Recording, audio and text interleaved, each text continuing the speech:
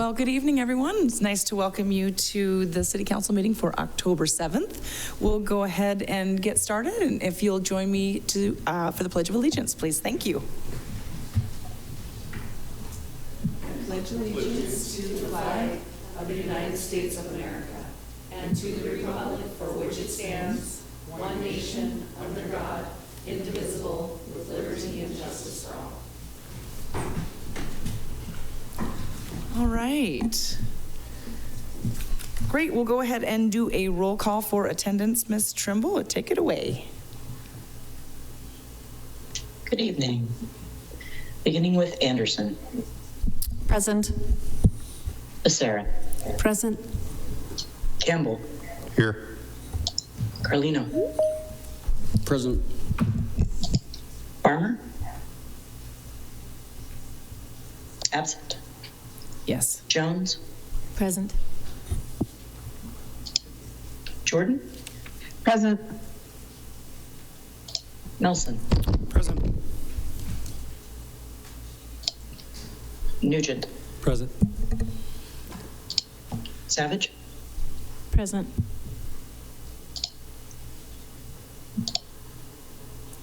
Sherrill.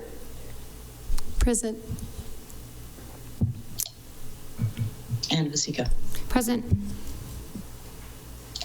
We do have a quorum. Wonderful. Thank you. Thanks, Ms. Trimble.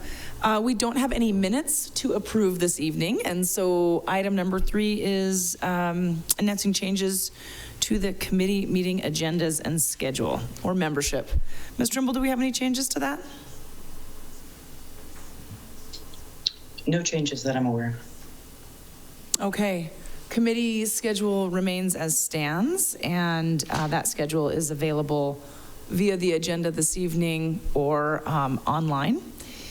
And then moving on to number 4, special presentations and proclamations. We don't have any neighborhood council updates this evening. We do have one proclamation. It is in partnership with the county, and I'll go ahead and read that. And then I'll also mention, especially for folks in the audience that can see up here, that we do have a new seating arrangement. So City Council does mix it up and offers an opportunity, a new view, as you might consider it, or also sitting next to new neighbors. So council members have changed position just to shake it up a little bit. So that is taking place this evening. All right, so our proclamation is in regards to the National Domestic Violence Awareness Month. Take my glasses off for this. It's kind of a long one. Here we go.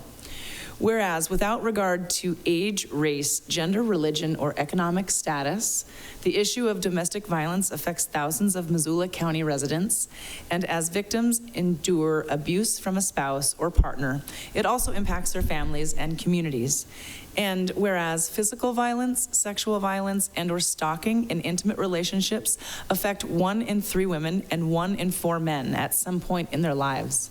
In Montana, intimate partner physical violence, also known as IPV, sexual violence, and or stalking affect 37% of women and 30% of men.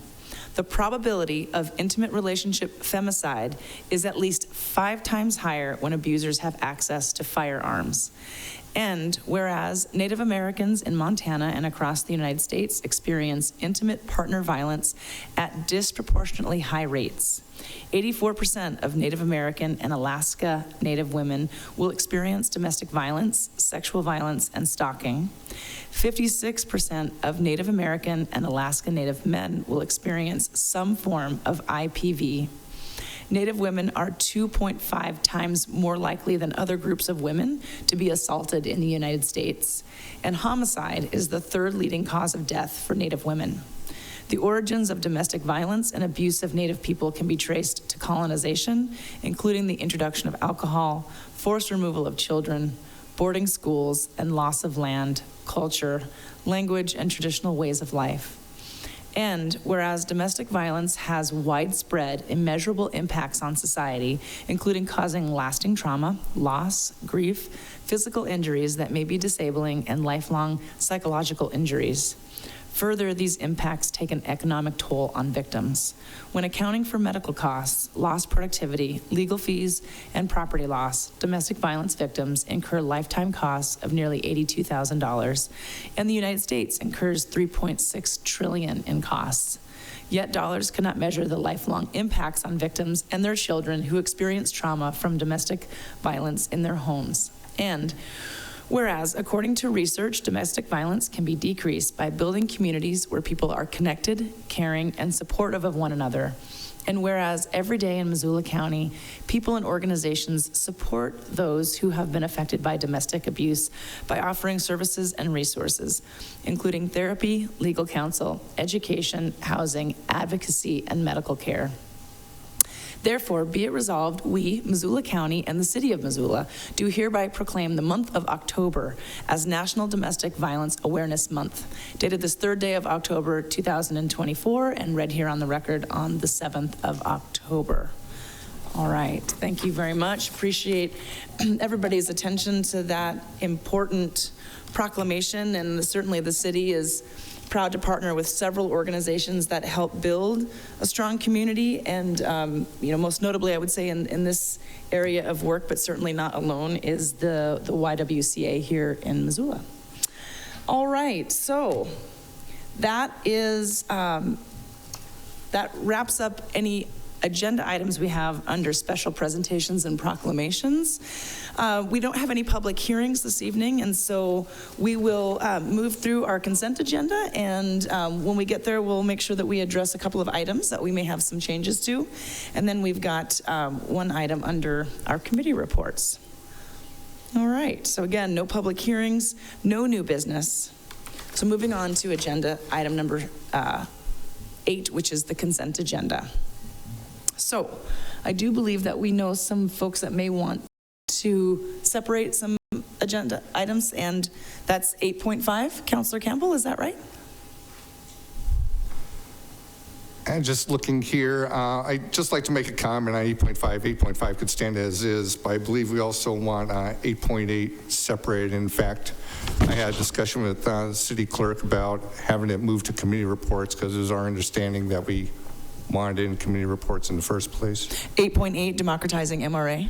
And President Sherrill will speak to this, because this was a helpful rule change that she helped me understand too. Yeah, thanks. So one of the things that we changed when we had that slate of that packet of rule changes that we approved recently was that if something had a do not adopt, that it would go on to committee reports and not or onto the consent agenda, not onto the committee reports. If it was a do not pass, if it was a pass, I'm not speaking to this very clearly, but if it was the majority said to go ahead and pass it, then if you wanted to comment on it, we would put it on committee reports. So it actually, based on our new rule changes, it is in the right place. Councillor Campbell. Thank you, Madam Mayor. I guess I would simply retort that, as I recall in committee, maybe my colleagues, my co-sponsors could refresh my memory, but as I recall, we were on a very limited time constraint as far as debate, as far as being able to ask questions. We did have more questions, but we were on a tight time schedule. It was put to a vote. The vote is what it is, but I think it's pretty clear that this needed to be parsed out further than the time that was allotted during committee, hence the need to have it in committee reports. I guess, Stacie, I'm going to look to you for some of our rules, possibly. I know that based on our new rules, it is in the right place, so I'm not sure where we go from this. Do you have any suggestions, being our rules are? Yeah, so basically, because it is in our new rules and we're operating under those, to change those rules, to move it to committee report would require a motion to suspend the rules and a positive vote in which to do such, and then take it, you can move it then. Is the technical way of doing it, but there's always still the chair's prerogative. Councillor Nugent.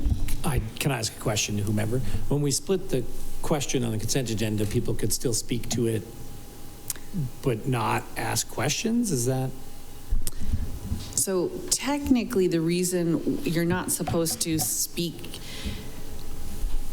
you can say a sentence or so, but it's like the whole back and forth debate, comment, questions, that all is not meant to be under the consent agenda. The consent agenda is sort of like the streamlined, so I think that if we wanted long debate or questions, it's one, I mean, some of us comment on consent agenda, for example, of things like, thanks so much for passing, small things just that are on there, but in terms of more consequential things. I think the reason for the rule change was so that things that did not make it out of committee didn't have to waste the time of staff to come in and do a presentation.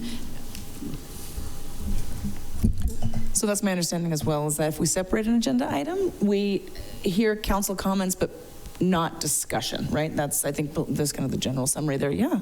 Councilor Sherrill, yeah. Thank you for that, Ms. Anderson. So I think the options, the way I see them, would be for someone to if we want to move it to the consent agenda, that there'd need to be a motion to suspend the rules, and then we can vote on that. And then we can move it to the consent agenda tonight if it passes.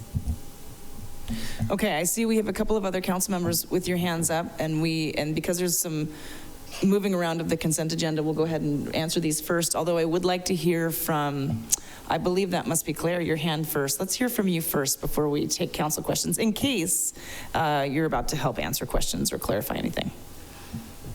I was just going to say that we can always separate the question.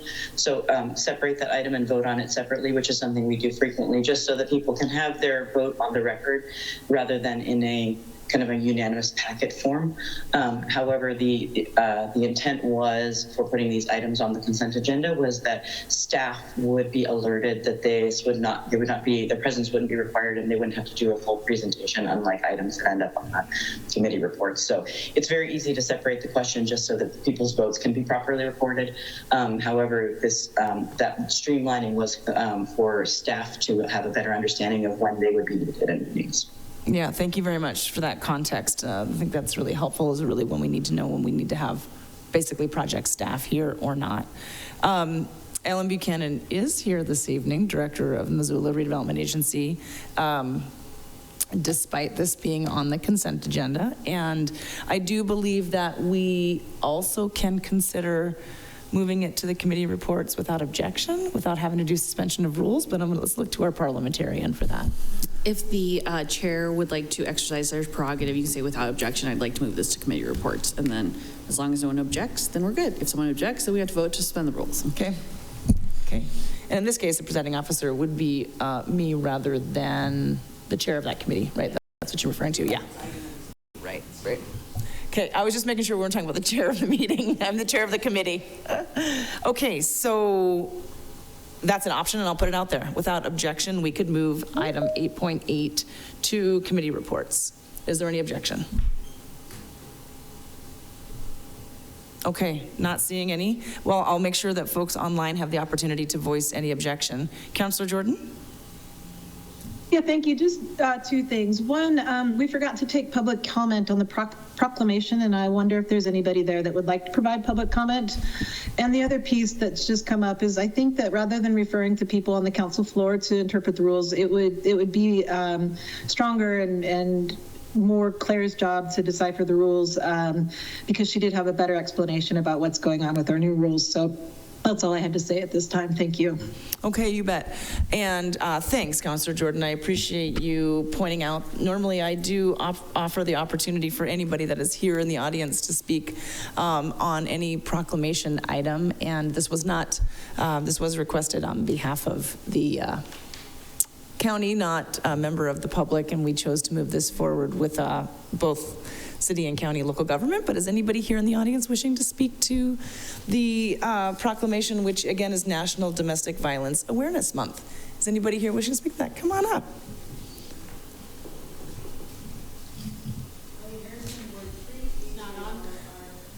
Oh, it was on the whole time. Okay.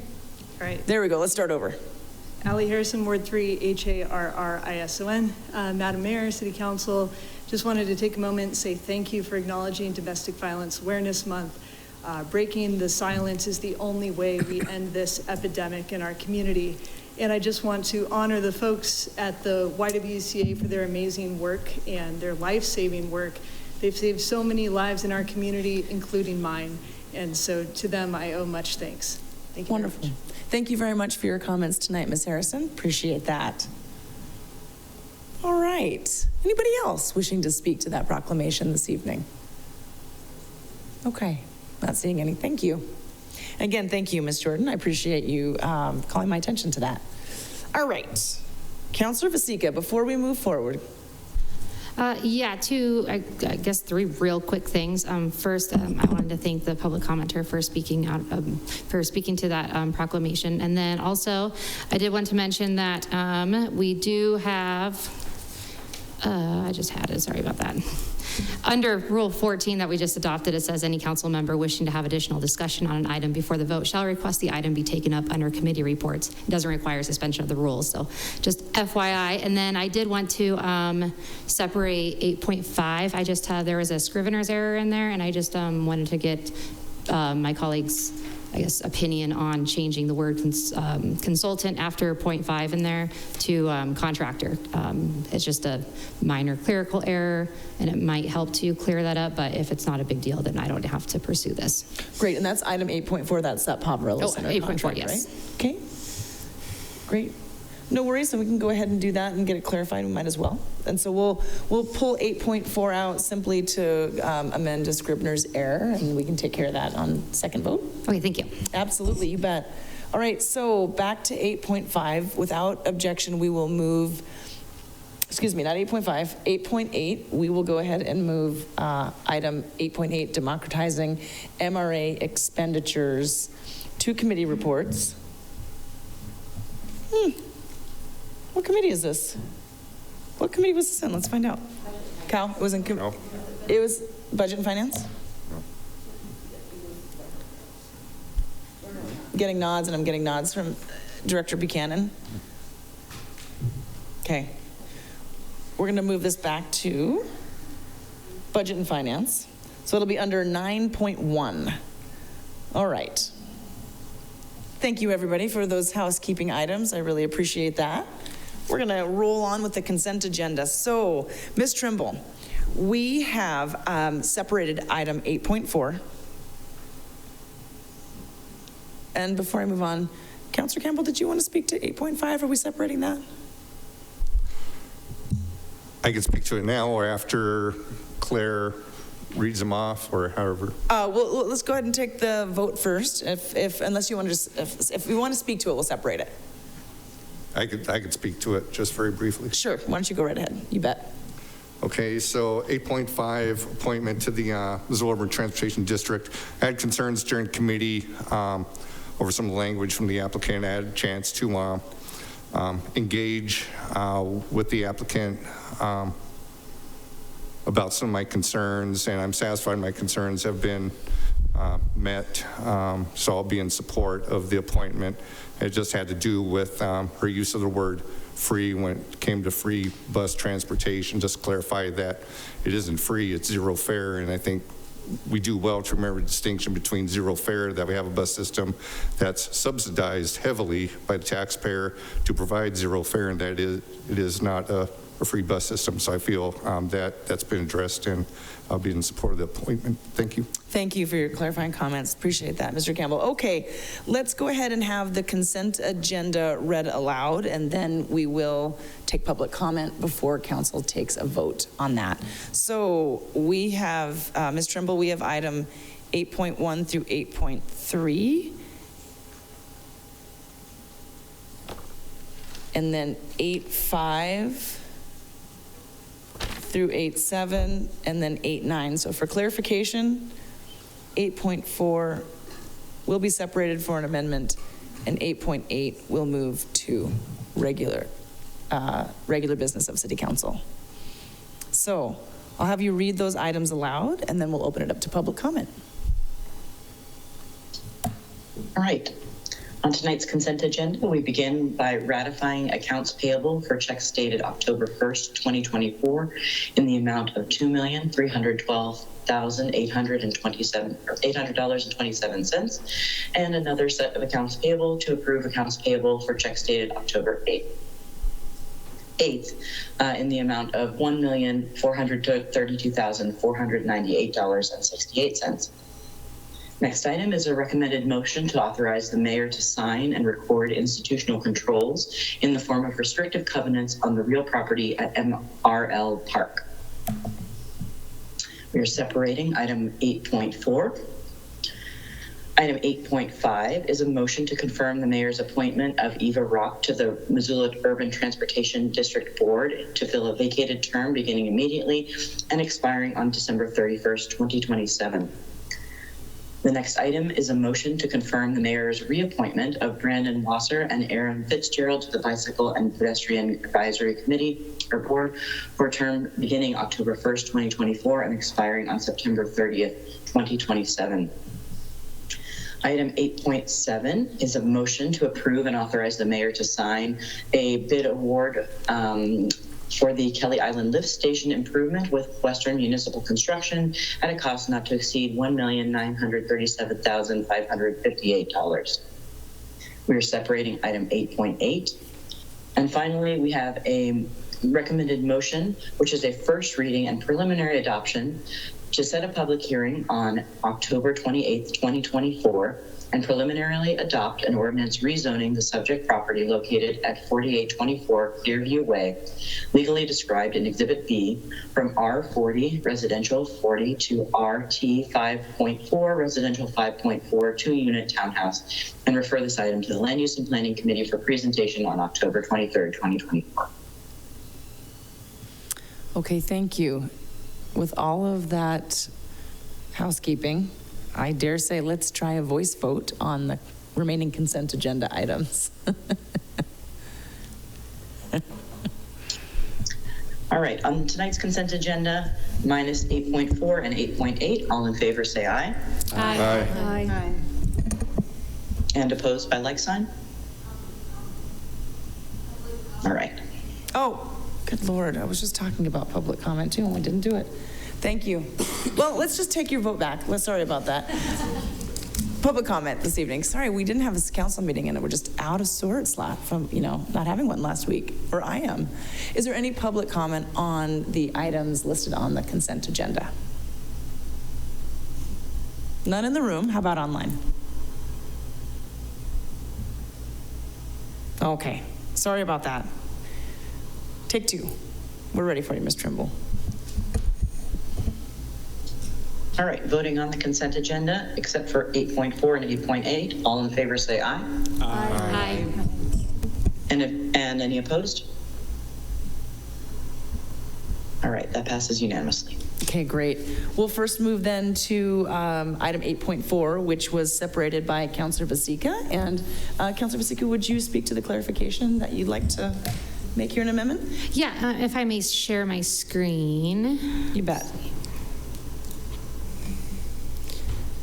Okay, so there we go.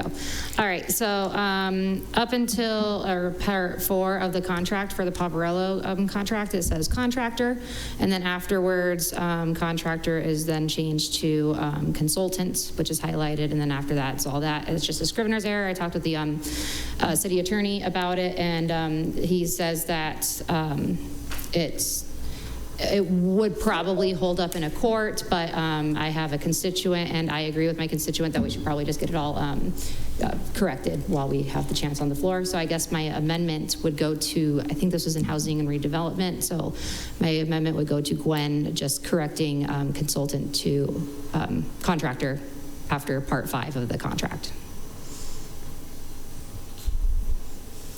It's not a motion, but I was assuming that we could just take that as a friendly amendment unless we need to take that as a vote on it's contract language, but it's literally a scrivener's error, so it really doesn't have any meaning. It's just to clarify it, Yeah, so I don't mind if we don't have to take a vote. I just wanted to bring that to everyone's attention. We can just take it as a friendly amendment and consider it changed from consultant to contractor. That sounds lovely. Let's do that. Document. Okay, great. Thank you. So for the record, we are changing from consultant to contractor. Great, we'll get that clarified in documents. Thank you very much for that. We do need to vote on that item.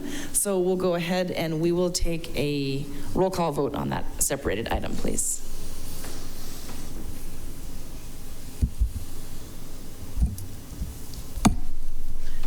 Voting on the Poverello Center Operations and Outreach Contract, item 8.4, beginning with Anderson. Yes. Becerra. Yes. Campbell. Yes. Carlino. Yes. Jones. Yes. Jordan. Yes. Melson. Yes. Nugent. Yes. Savage. Yes. Sherrill. Yes. Excuse me, yes. And Vasecka. Yes. And just for the record, I have already obtained from staff the updated copy, and I will post that with the meeting. Wonderful. Thank you very much, Ms. Trimble. Great. Appreciate that transparency. Nice to get things clarified. Thank you very much. All right, that wraps up item 8, the consent agenda. We'll move on to regular business. We have item 8.8, democratizing MRA expenditures, moved into the top of our regular business under item 9.1.A, under the Budget and Finance Committee report. And so I know this was discussed in committee. I believe there was some follow-up information from Chief Collier to you all, but I will look to our staff that are here this evening and start with Mr. Bickle, and then Director Buchanan is also here if there's any clarifying or additional information to add to the discussion from the committee.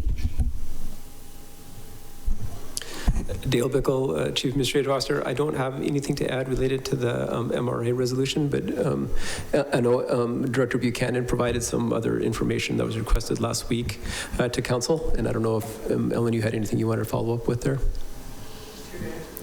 Okay, we'll move it to questions from Council then. Are there any questions from Council members? Director Buchanan did provide some clarifying information via email. Councilor Campbell. Yes, thank you, Madam Mayor, and thank you, Ms. Buchanan, for that information today. That was helpful. Just had a question in terms of the number of years altogether we've used this facade improvement program that I've seen in various fiscal year reports. And in particular, I'm curious as far as the background. I think it was back in 2015 that we engaged with Wendy's for a facade improvement program to the tune of exactly $50,000, and how that came about.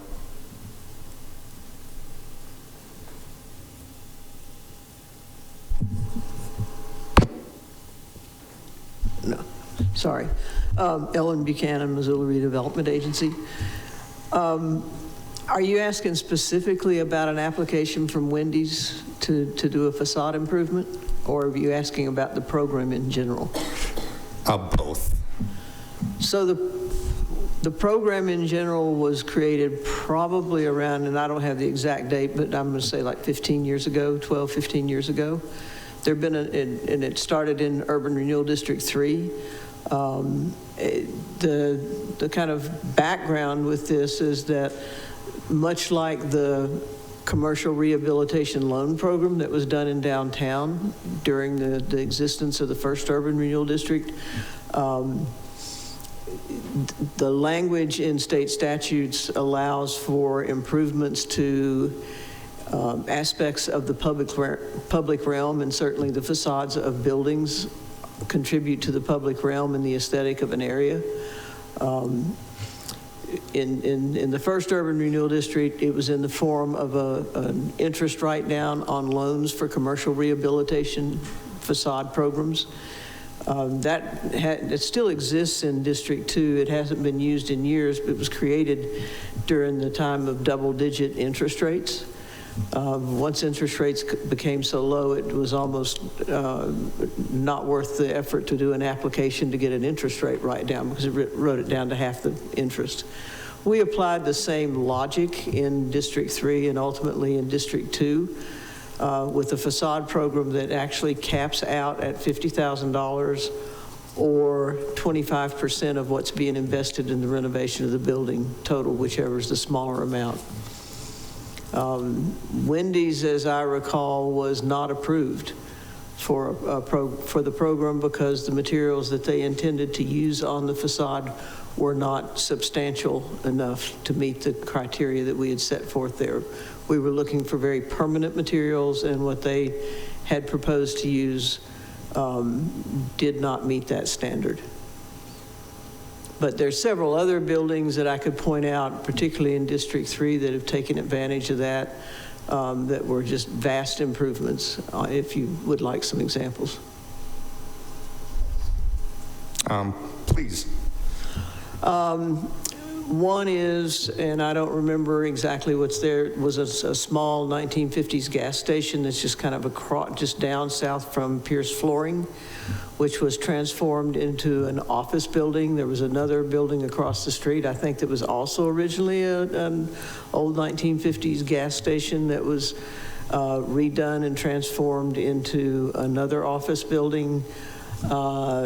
Glidewell Investments and Insurance on South Avenue was a radical change where they spent a whole lot more than the $50,000 to take an old concrete block building and turned it into a really attractive, vibrant business location.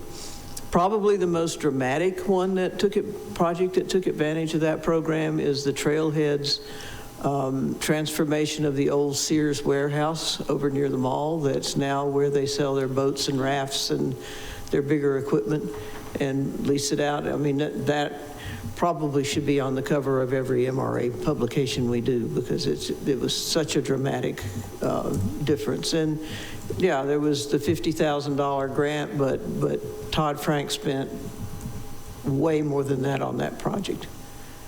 But that was the seed money that let him get it going. All right. Was that helpful? Thank you. Yeah, absolutely. You bet. Councilor Carlino. Yeah, I just had one question and then comments whenever that time is. But at the committee meeting about this resolution, I know a couple of council members said that there was 690 projects that would be over $50,000. And I tried to get clarification from staff on that number. But could you please clarify how many projects would come in front of city council, like on average each year if we did pass this resolution? Because 690 seemed like pretty far off. So, Councilman, if you were able to read the memo that I sent out this morning to the City Council, I addressed the 690 projects. That's the entire project list going back to the very beginning of Missoula Redevelopment Agency in the late 70s, early 80s. It's what we have online. It's a spreadsheet that basically lists every project that's been done. It was last updated online in 2022. We keep it updated constantly, but we haven't changed it online for a year and a half or so. So that's where the 2022 date came from. It was just when the last update was done. Thanks. So there, and also in the memo that I sent you earlier today, I looked at total projects for FY 22 and 23. And gave you an analysis of how many projects came in front of the board requesting funding, and of those, how many would have been approved by the board by being 50,000 or under. So I think those numbers are in 22, there were 22 projects involving TIF funding considered by the board. 6 were 50,000 or less. In FY23, there were 26 projects, and 7 were 50,000 or less. And I would point out, I have not gone back and looked at pre-pandemic, but I think you would find that there were probably more projects pre-pandemic than we've seen since the pandemic. Obviously, construction slowed down, projects have slowed down, interest rates have gone up, as have construction costs. Okay. Councilor Campbell, your hand is raised. Did you have another question? No? Okay. All right. Any additional questions from council? Now, the council has already voted on this motion, so we're not necessarily bringing another motion to the floor. Are we, Councilor Sherrill? I mean, it's in regular business, so we will take a vote on it. So I guess we'll hear the motion again. And the motion will be to deny, do not adopt. Exactly. Yeah, okay. When you're ready for it, I'll Great. be happy We are to- ready for your motion. Thank you very much. Okay, so I recommend that we deny or do not adopt a resolution amending Resolution 3779 to require the City Council approve a Missoula Redevelopment Agency Missoula Redevelopment Agency expenditures that are $50,000 or more. Okay. All right. Motion is on the floor. That then opens up. We will, before we take parliamentary debate on this, we'll go ahead and offer the opportunity for members of the public to make any comment on this. Are there members of the public wishing to make comment on this agenda item? Not seeing it in the audience. Come on up. BK Montana, Spitzmacher, SPITZMACHER.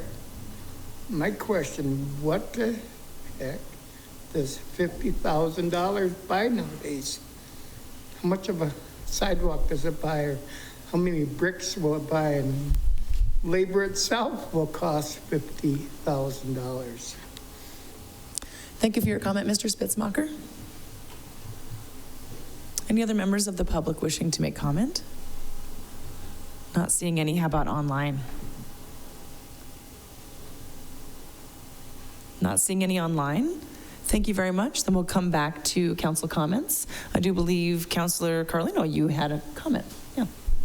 Yeah, I did get to talk to some of the other cities and towns about this across the state when we had our conference this past week, and it seemed like most of them do have the elected body approve TIF expenditures, taxpayer dollars, like Bozeman, for example, and it seems to be working just fine as a tool to use TIF in those municipalities as well. But really what this resolution comes to is trying to make it to where the voters of Missoula have a say in how their tax money is being spent. Right now, we have an unelected board that's spending millions of dollars a year of people in Missoula's tax money, and Missoulians can't vote them in or out. They have no say in how that money is going to be spent.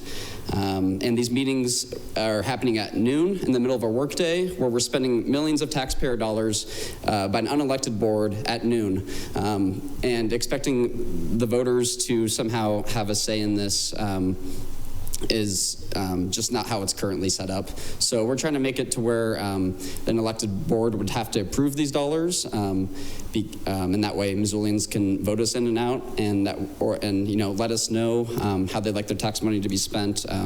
We hear all the time from our constituents about concerns over their taxes going up, or concerns about where their tax money is going. And when people bring those concerns up to us that have to do with TIF expenditures or the MRA, we can certainly talk to them, but we have no authority on this matter because we've given up the authority to an unelected board. Certainly we do approve the MRA budget. By the time that we approve it, it's too late to change it because we've already committed to those funds, and that would cause lawsuits, which we've heard in the past when we've tried to amend the budget at a budget time.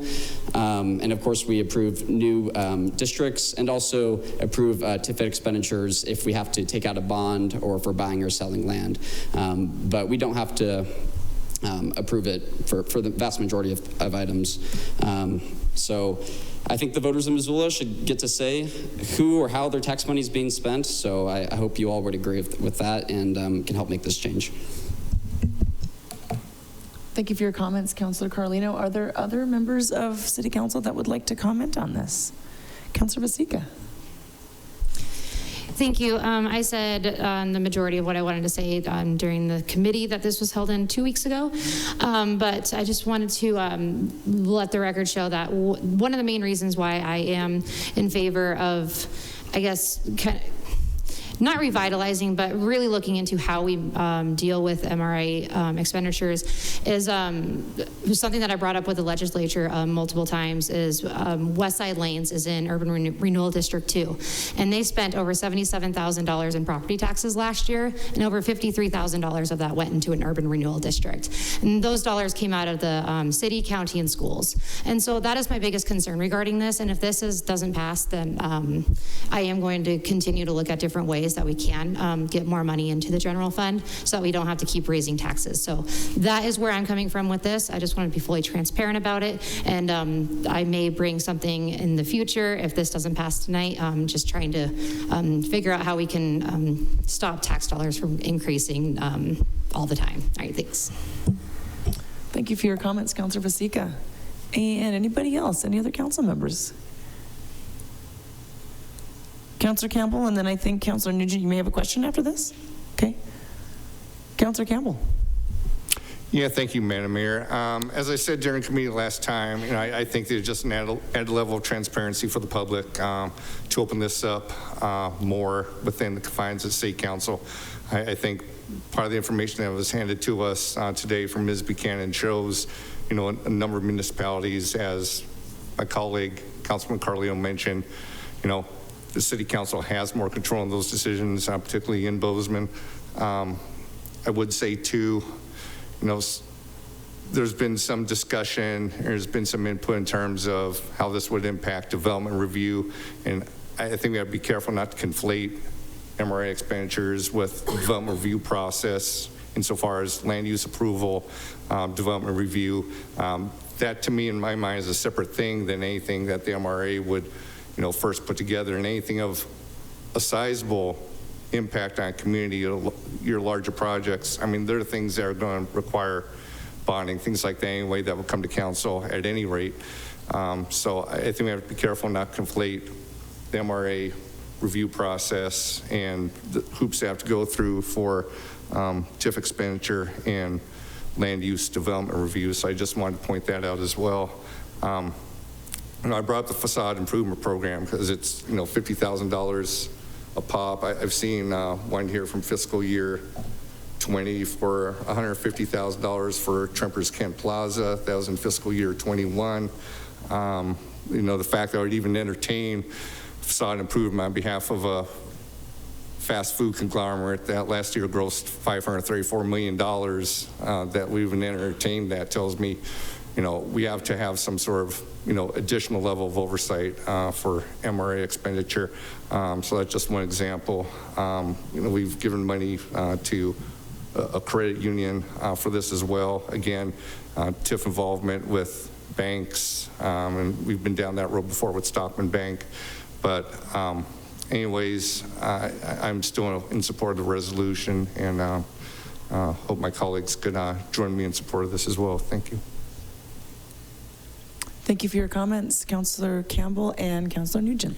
Just a quick question and maybe comments if that's, I guess, time. But for the sponsors, Mr. Carlino and Ms. Vasecka, my read from the outside is that you guys are co-sponsoring this, but maybe for different reasons. So I was curious if both of you could elaborate, because Ms. Vasecka, what you just kind of described was, it seems like you would maybe like urban renewal districts to go away or be more restricted because of the impact on our taxes. But Mr. Carlino, I've heard you talk previously more about the type of projects that's approved. So could you guys maybe describe for me just a little bit of what the goal is around the additional oversight from council? Councilor Vasecka? That's a great question. What I did just speak about, I do support having a more broad, or I guess a more narrow definition of blight, I guess. I guess in the legislature, there was Senate Bill 523, which did pass the Senate but failed in the House. So I am approaching it from that point of view. However, I do agree with Mr. Carlino on a lot of the, some of the projects that are going into facade improvements that really benefit, I guess, the private business itself, as opposed to benefiting the public as a whole. So I do agree with him and the other sponsors from that standpoint as well. I'm approaching it from a lot of different lenses. Great, thank you. Councilor Carlino? Sure. Yeah, we've got 4 sponsors as well, so 2 more, I guess, could also answer this, but I feel like I've pretty talked at length, but the goal here is to democratize the MRA expenditures. Right now, voters in Missoula aren't able to vote in the people that are spending their tax money when it comes to these expenditures, and this adds up to millions of dollars a year, so that's why that's the main reason I'm supporting it. And I think, bringing these projects in front of an elected body would give voters more of a say because they get to vote us in and out based on how we're spending their tax money. So that would be my main motivation to pass this. Great, thank you. And I see Councilor Jordan, your hand is raised, and as a sponsor, go right ahead, and then I'll make sure to give the opportunity to. Well, Bobby already spoke, so never mind. All 4 have been able to have the chance to speak. Thank you, Mayor. Yeah, I agree with both Sandy, or all of the sponsors, but primarily more aligned with Daniel in that I think we need to democratize how the MRA is spending their funds, largely because as a city councilor, I am actually held responsible by constituents for how the MRA is picking their projects. I regularly hear from them that they're frustrated with how the funding is allocated, especially when it goes to big corporations and banks. My colleagues who are against this update have stated that it would take too much of our time to approve projects and have said that there is enough oversight and expertise in the mayoral appointed board members to ensure fair and efficient use of TIF funds. However, that logic either overstates the capacity and abilities of the MRA or undermines the capacity and abilities of all other staff and departments who must come before City Council to get their budgets and projects approved. So, I think we have a lot of staff capacity within the city, but they still have to come to us and ask us if they can spend money. The institution that is the MRA must have more oversight via democratizing their decisions related to spending, especially when property taxes are more than twice as high as they were 4 years ago. I'm in total agreement with my colleagues that if this doesn't pass, we'll come back with another referral for consideration, and I will pass my time on. Thank you, Mayor. All right, you bet. Thank you, Councilor Jordan. And Councilor Nugent, I do believe that Councilor Campbell wants to speak in relation to your question first. All right, Councilor Campbell. I would just simply agree with everything my colleagues said in response, but I would also refer you to the original referral for this resolution. I think it's pretty crystal clear there as well. Thank you. Councilor Nugent? Thanks. I have a couple follow-ups for Ms. Buchanan, if that's okay. Absolutely. Sorry, Sandy's chair's blocking you. We can't make eye contact back there. There we go. We have talked about this at council now a handful of times since I've been on, and you've stated a few things, so I'm going to ask you things that probably are restating it. But Mr. Campbell references being concerned about the facade improvement. If the city council passed a policy that told the MRA they could not do facade improvement anymore, would that limit your ability to approve money for facade improvements? Yes. If the city council said we couldn't do projects with banks or credit unions, would that prevent you from giving money to banks or credit unions? City council sets policy, yes. So city council could set any policy that limited or guided the board on how they approve projects? Yes. Do you think that the council having that policy and the policy that your department operates under now creates consistency in both how applicants apply for projects, knowing what qualifies and what doesn't, and also how your board makes decisions? You're saying the current system? Yeah. Yes, I believe so.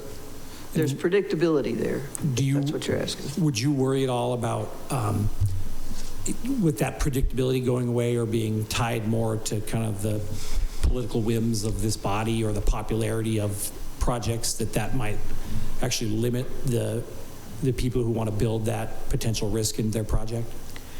Yes, I believe it would. Predictability is a really important factor as investors are making decisions about where and how to invest their funding in a city. And we do have predictability with the current board because of the longevity of the members on that board and their depth of knowledge and the staff that we have. I think one thing I've got to say this, and I say it a lot, but I hear criticism of us helping to fund things like banks and hotels. These are the projects that generate the funding that we're able to use to build affordable housing and parks and trails and sidewalks in low-income neighborhoods. Without those larger private investments, we run out of money. We do not have the money to do these projects. And we've been very fortunate in our districts to have those investments being made, which have quadrupled, and even more than that, the taxable value of pieces of property. And yes, they are corporate, and yes, they are commercial private enterprises, but that's why we were able to put the money we've put into Caras Park, into the Riverfront Trail System, into Villaggio, the list is long, and you've got a list that I included with the memo that I sent out this morning of the types of public benefit projects that we've been able to do in this city. And we can't do them without those big corporate investments. 2 questions and I'll be done. That's okay. 2 follow-ups. So you just kind of listed a few projects, Caras Park being one, and there are many others that are public infrastructure projects that don't directly collect taxes. And so am I correct in kind of understanding your statement that limiting investment in private businesses that generate property tax would harm our ability to use urban renewal districts on public infrastructure that doesn't directly produce property taxes? Absolutely. Then my last question, and you've shown this slide a lot, and I missed the committee meeting last week, so you may have shown it, but the image of downtown and the investment and growth in downtown Missoula that's in the urban renewal district versus not in the urban renewal district. Do you, by chance, have that available, or could you summarize that for us? Because I think that that's a real striking illustration for the community on how this program works. I do have it with me, and frankly, I intended to include it with this memo, and I failed to do so. But it's been distributed multiple times over the last couple of years. If you look at downtown Missoula and you look at what's gone on north of Broadway as opposed to what's investment has been made south of Broadway, it's striking. South of Broadway is in either the Front Street Urban Renewal District, the Riverfront Triangle Urban Renewal District, or the Hellgate District. There are no urban renewal districts north of Broadway, and if you look at the property tax base growth over, well, it was 10 years at a time, now it's 11 years since this was done. What you see in north of Broadway is a 38.2% increase in taxable values, and what you see south of Broadway is 77.7% increase. There's been one major project north of Broadway that I can remember since I've been here, and that's the Garlington office building. South of Broadway, you've got First Interstate Bank, you've got Stockman Bank, you have the Merck Hotel, you have the Wren Hotel, you've got the AC Hotel, you've got the Rome Student Housing Project, you've got an internationally recognized public library that was helped with TIF funding.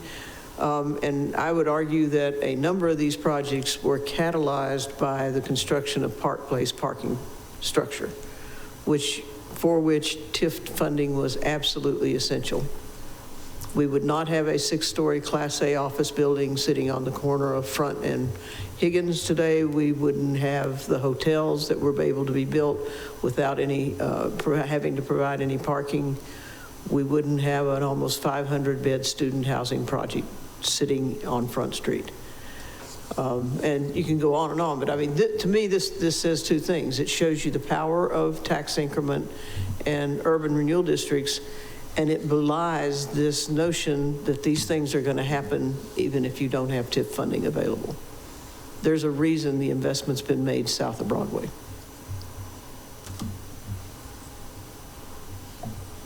Okay. Going down our list of questions, Councillor Campbell. We'll go ahead and move on here to other folks that have had their hand raised as well. Thank you, Madam Mayor. I just had some follow-ups from my colleague, Mr. Nugent's line of questioning. So you mentioned the City of Bozeman, they have more centralized control through their city council with URD decisions and I'm just reading here. City Council final decisions, contract approval is at the City Council level.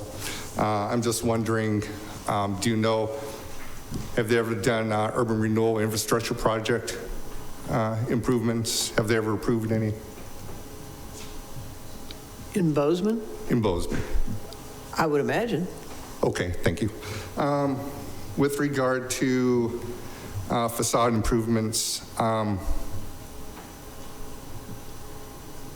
you had mentioned Wendy's as one that was opted out of or disapproved, and you had elaborated on some ones that have been approved.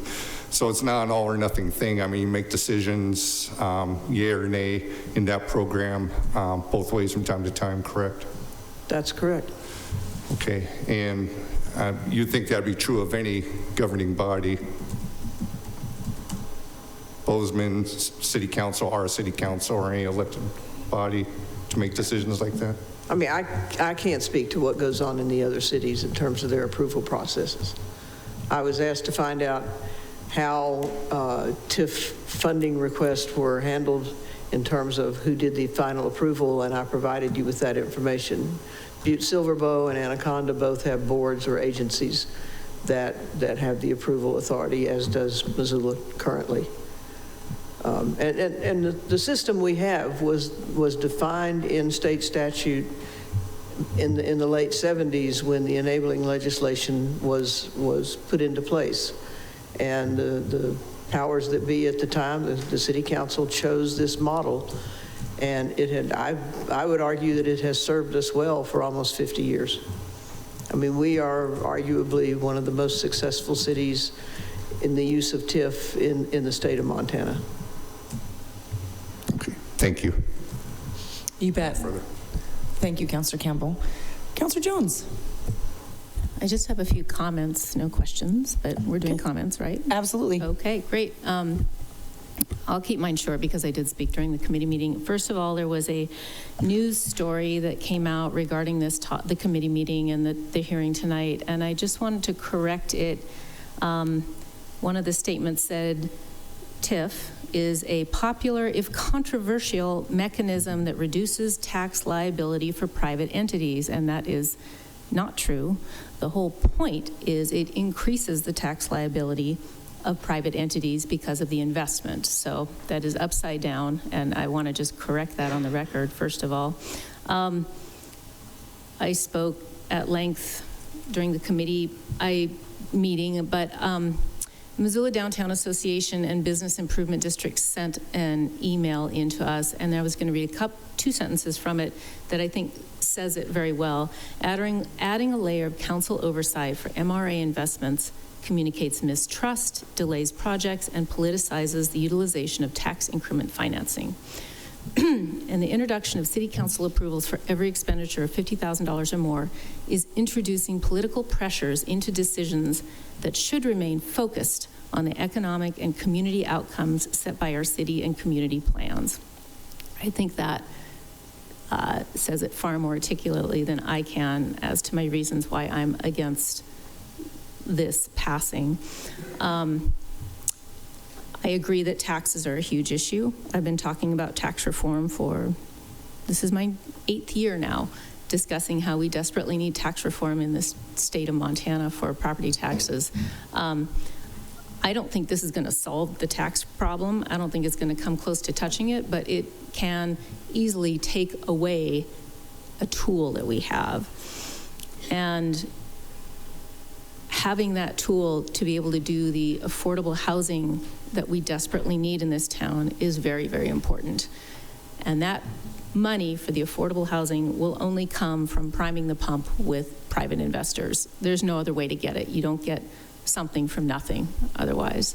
The last thing I wanted to just mention was many of us were at the League of Cities and Towns this last week, and as I sat in an affordable housing breakout session for 50 minutes while we folks presented to us on what are the best tools to use for affordable housing in Montana. We don't have a lot of tools.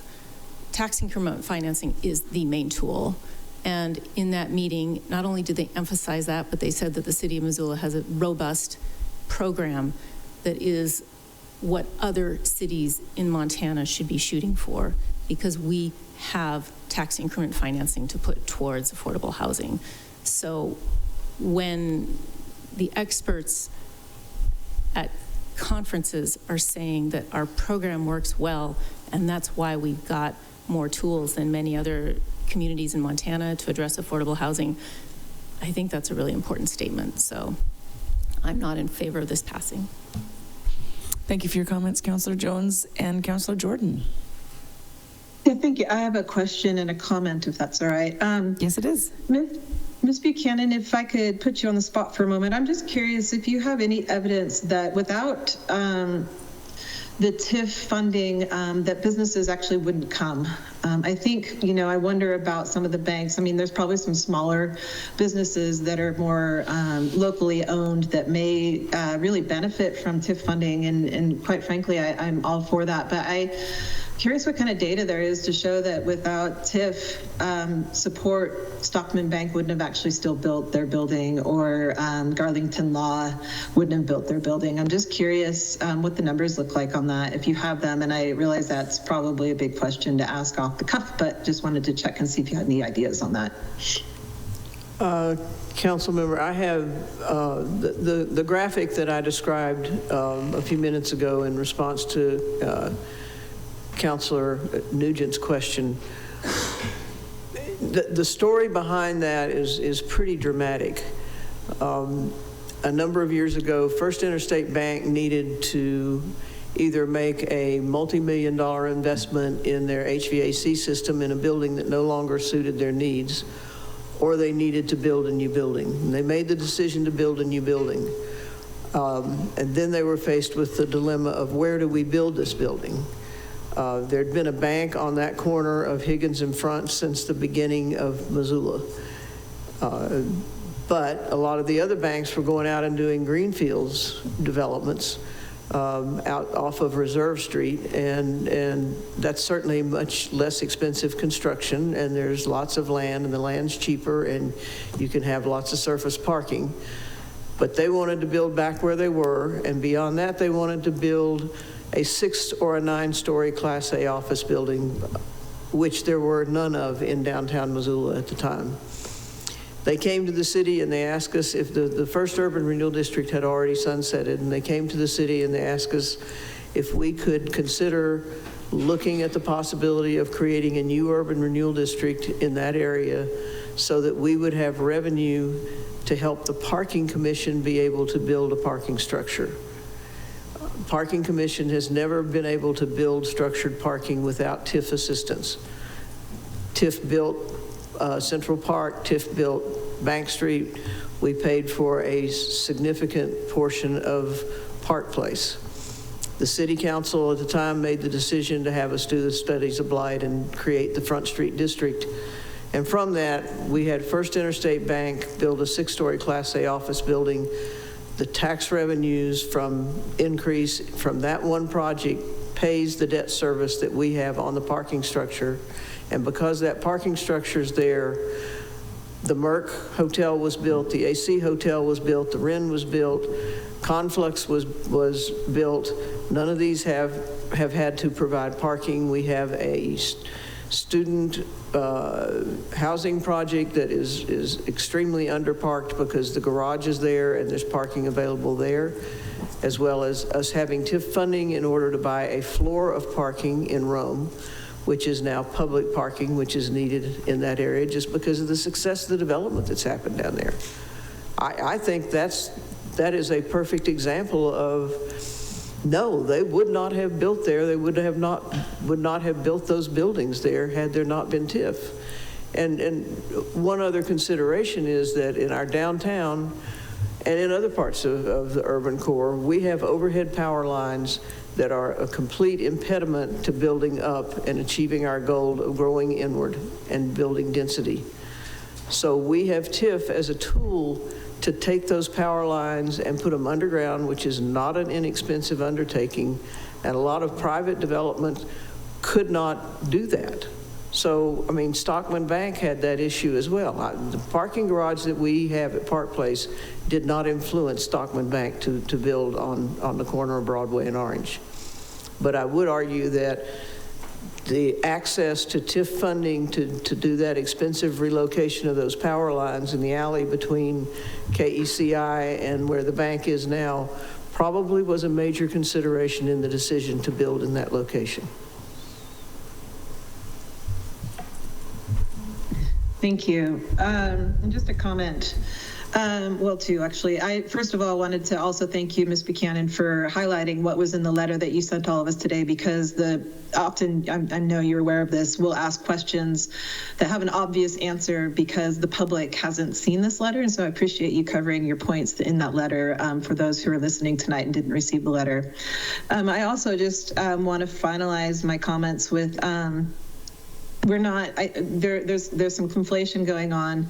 We are not trying to close down TIF funding at all. That some of the comments are kind of suggesting that this referral is an effort to stop TIF funding, but that's absolutely not what this referral is about. This referral is about democratizing the spending of TIF dollars. As city council members, we're fiduciaries of taxpayer dollars. We are fiduciaries of taxpayer dollars.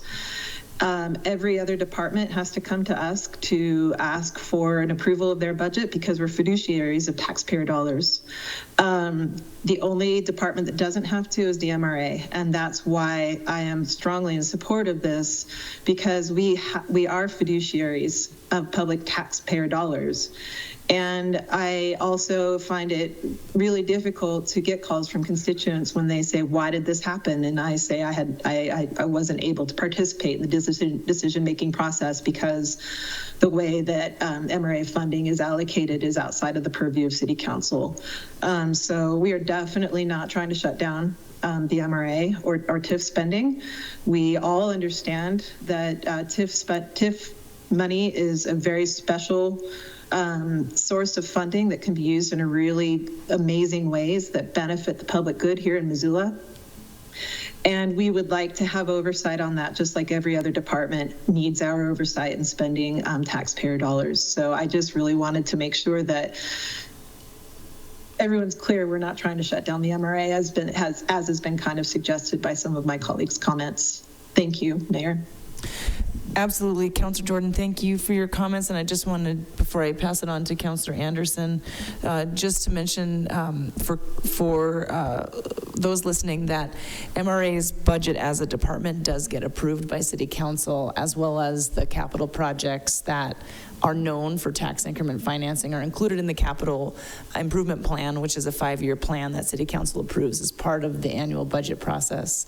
The individual projects that are approved by MRA's board that I really think is the heart of this discussion, I believe, is specifically what Councilor Jordan is referring to, and I just wanted to make sure that we were differentiating between those two things. And then the other thing I will mention is that really per the purview of Montana state law, the Parking Commission is also with operating in a more autonomous type of authority than our other departments of the city, and that again is according to Montana state law. So I just wanted to make sure we understood that according to how those entities are created and authorized by Montana state law. Okay. Councilor Anderson. Thanks so much, Madam Mayor. That actually was one of my questions. Okay. I'm sorry. So no, that was perfect. Obviously, you can explain things better than I, so I appreciate you pointing that out. My question is to Ms. Buchanan in regards to, I think the other thing that where we have oversight on council is that we approve the overall district plans and kind of what things where we want the direction of that particular district or URD to go. And so, Ms. Buchanan, can you talk a little bit more about how does that plan that City Council approved guide what projects you do and do not approve when they come in for financing or to engage in a conversation if this is worth an investment? So, kind of quickly, you understand this in an incredibly detailed manner, and if you could just kind of walk us through on the bigger picture to help us understand that there is, a roadmap that you all follow. Thank you, Council Member. Yeah, I think, we talked about this a little bit in committee as well. There are a lot of checks and balances that exist between City Council and what goes on at MRA and the actions of the MRA staff and board. And they're pretty fundamental. I mean, Council has to authorize us to look at creating a district and to go direct us to go and see if there can be a finding of blight made. Once we've done that, Council then directs us to define the district and create an urban renewal plan. And by their nature, these plans are fairly general and broad because they have to look out anywhere from 15 to 40 years and anticipate what the needs of that district are going to be. If projects come along that aren't clearly a part of the urban renewal plan, we have to go in and amend the plan, which the City Council has to approve any amendments to the plan. Council has to approve any amendments to the district boundaries that we might choose to make. And in some of those urban renewal districts, we have even more specific what we call master plans, like the downtown master plan, the midtown master plan, the North Reserve Scott Street plans. Those have been approved by council and adopted as part of the city's growth policy.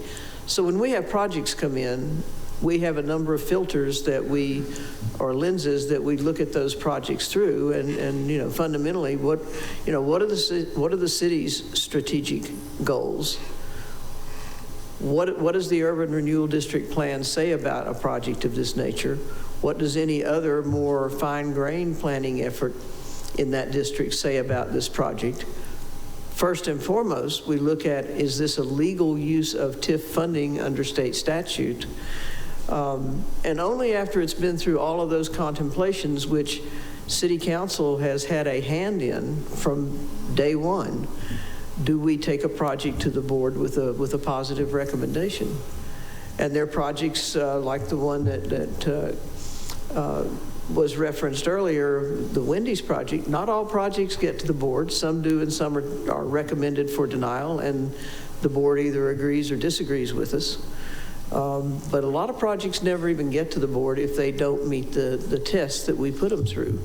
And those tests are all established as policy by the City Council. May I have a second question? Thank you. That was incredibly well documented and laid out plan. So can we talk about a specific urban renewal district? You will know better than I, the renewal district that Scott Street project, so Reserve Street, Scott. North Reserve Scott Street. Thank you.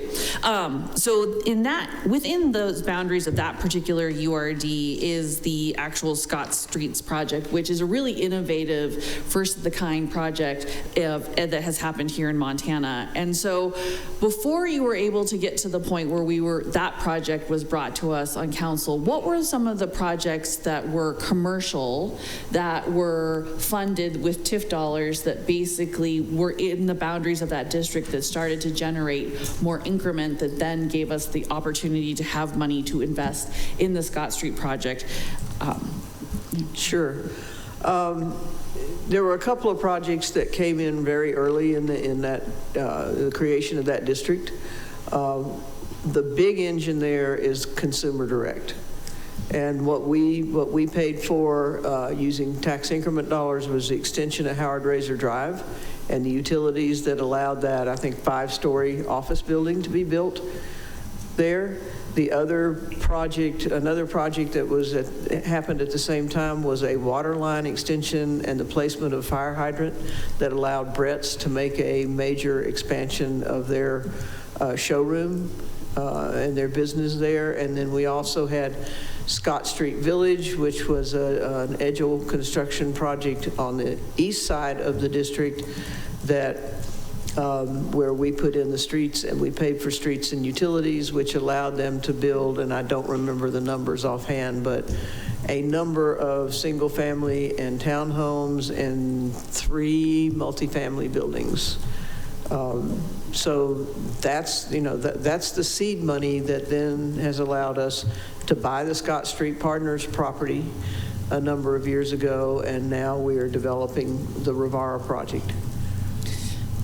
One final follow-up. So if we had not voted to approve, if that, say the Consumer Direct project came to council and we voted not to approve it because it was giving money to a corporation to, you know, do things that theoretically they should be paying for themselves, would it be safe to say that then, you know, 2-3 years ago, we would not have had the money within that URD to actually invest in the Scott Street project, which will ultimately result in,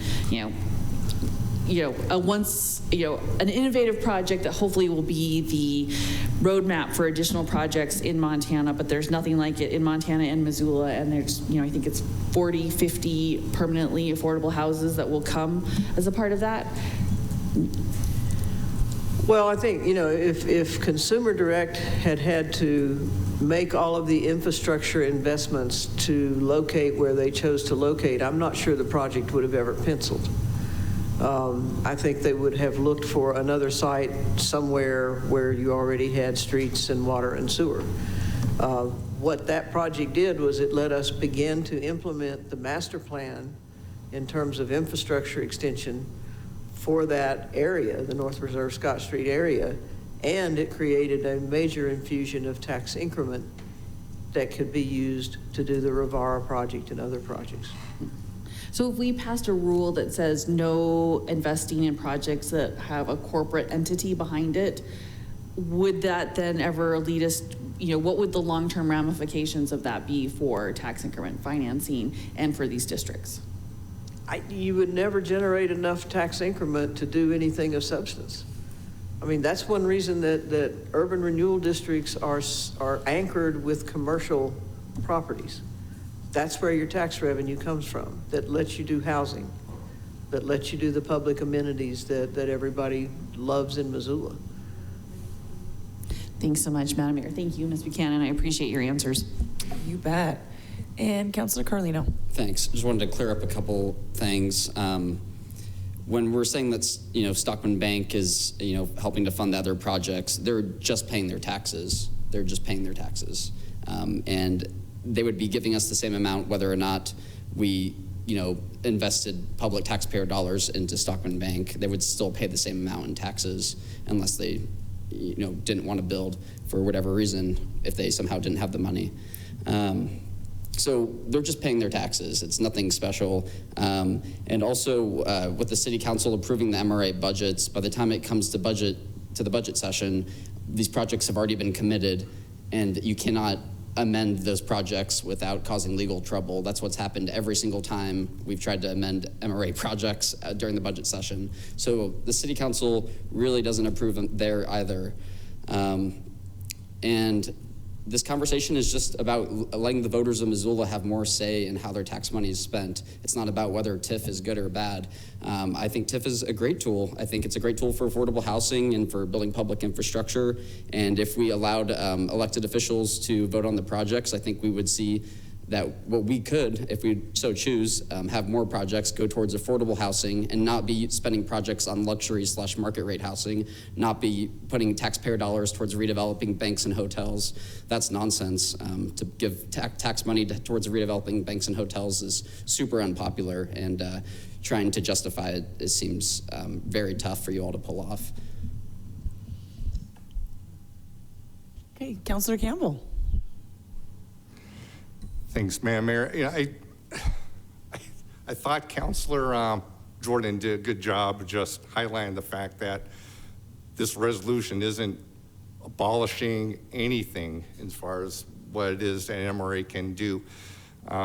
We've had some colleagues mention that this would prevent affordable housing, prevent dollars to be used for that, prevent dollars to be used for infrastructure projects, and then I don't appreciate, and now we have comments about it's going to prevent the use of MRA monies for corporations. Again, this amendment doesn't abolish anything. It doesn't even abolish the facade improvement program. I mean, all it is about transparency and accountability, and to bring, these matters before, rightfully so, this board, to have debate about it and to parse them out one at a time. But I don't appreciate my colleagues gaslighting this issue by saying it's going to abolish this, it's going to take away this power, it's going to prevent MRA from doing this or doing that, when I would challenge my colleagues to show me that in the resolution that does those things. That would be my challenge to my colleagues here. Thank you.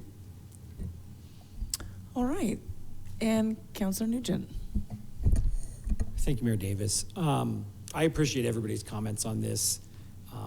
You know, a TIF is always a controversial topic, and I don't blame, you know, the average resident, the everyday resident of the city of Missoula for not understanding how tax increment financing works, because it's complicated.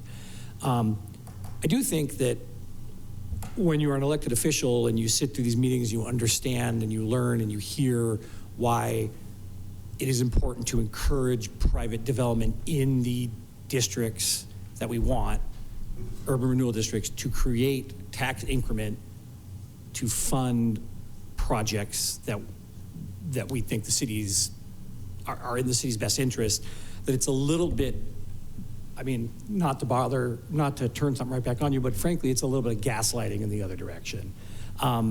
We need these, for TIF to work, we need these private investments in the district. So to simply say, they're just paying their taxes, they're just paying their taxes, they're just paying their taxes is such a gross oversimplification of how this process works.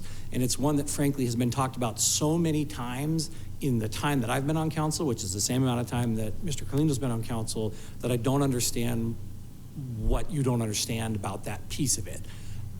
We want them to build in the districts that we've created. So yes, they are just paying their taxes, but they're paying their taxes because they were incentivized to build in that location, so we can then turn around and do other things that also create public good. And you know, Ms. Buchanan has several times pointed to projects, specific projects that then turned around and funded public good. She's done it in the downtown district, she's done it in the Scott Street district, where private investment early on of commercial anchors turned around and has funded public good. So I think that it's an oversimplification to say we could just do more of the public good projects because we need to encourage the private development to be there as well. And, you know, TIF financing is one of the only economic growth tools the city has. And, you know, I've been around Missoula long enough to remember when it was the only thing that was generating positive projects in Missoula. And there are projects that happened during the Great Recession. There are things that laid the groundwork for Missoula, even as the economy has gotten better and better and better. There are projects that touched affordable housing that would have never otherwise happened. And you could certainly say that this change in policy in and of itself isn't aiming to limit anything in an urban renewal district, isn't aiming to limit the MRA. And that would be true only if no one ever paid attention to what happens at city council, because politicizing those projects and making them votes of popular opinion and public opinion where people haven't taken the time to learn and understand why the district works, the goal there is to say no to the projects you don't like. Like, whether you're saying or not that you want to end urban renewal or change urban renewal, you've all in your answers said, basically, we want to some way limit what is happening. And that's fine, but I think that our questions have illustrated that we could limit facade improvement by passing a policy at council. We could limit what types of businesses are invested in by passing a policy at council. And to say that this is democratizing urban renewal districts or TIF kind of willfully overlooks the fact that the state statute, which was developed through a democratic process, specifically grants the authorities that our urban renewal districts and our MRA are ran under, and that state statute actually says, and we discussed this a handful of months ago, and we added a council member to the urban renewal, or to the MRA board, that statute specifically says no more than half of the people making the decision can be elected officials. So when these TIF statutes, when these urban renewal statutes were put in place, not only did they consider the fact that this might not be a board directly elected by the people, that rather it could be appointed by a mayor or a chief executive and approved by council or selected in any other way the council chooses, but they specifically didn't just want elected officials on that board. So I appreciate these conversations, but I really think that it's policy we should be looking at. If there are specific policies that are leading to problems in the MRA, we should be talking about those specific policies. But the examples we've talked about, I think that the majority of council has now more than once in my time on council said that the problem you're suggesting is not there in the way you suggest it. And that's fine, we can all disagree, but I don't think that it's fair to say that it's not democracy simply because it doesn't operate the way you want it to operate. So I will be against this. All right. Thank you for your comments, Councillor Nugent. And Councillor Jordan. Thank you, Mayor. The goalpost is here. What we want is we want oversight on the types of projects and the work that the MRA is doing. A majority of the comments that my colleagues in opposition to this have not been about what the goalpost is. It's been about things that don't have anything to do with what we're trying to accomplish in this referral. And democratizing is not politicizing. The whole point of not being political is to allow a democratic process to assist in making a decision, which is what we're trying to do. Because as city council members, we're hearing from our constituents that they want to see different types of projects.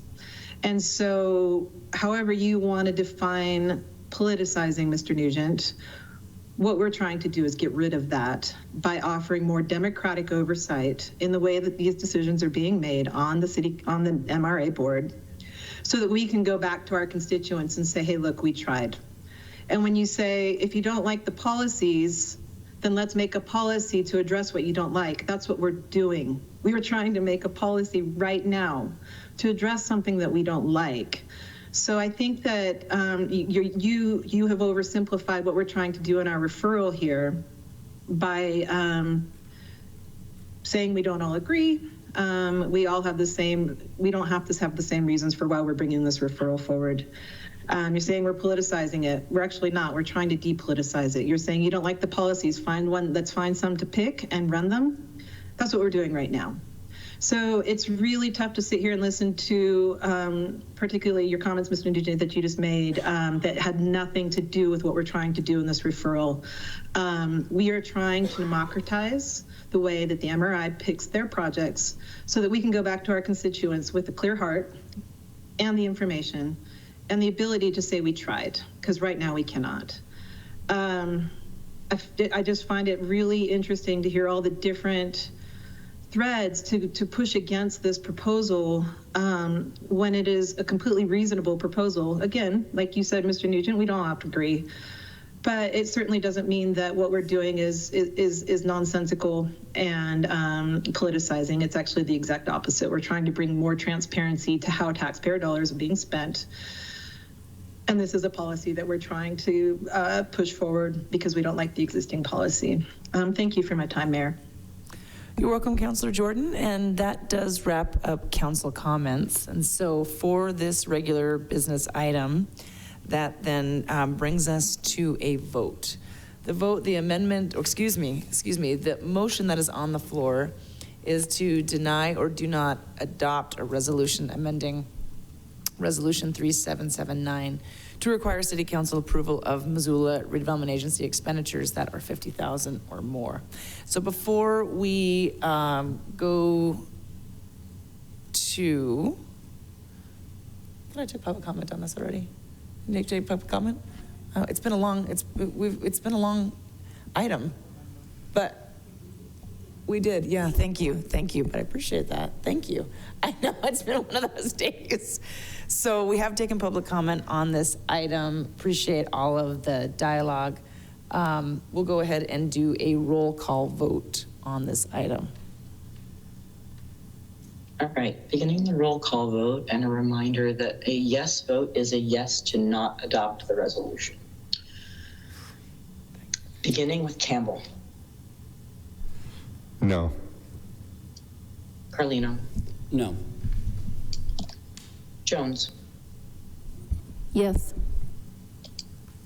Jordan. No.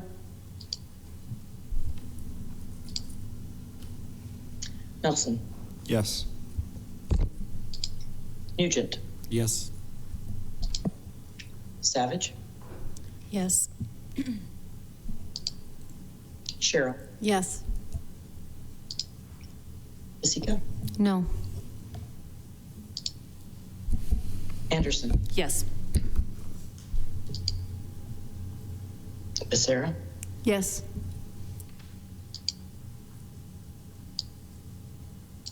That is seven in favor of not adopting and 4 opposed.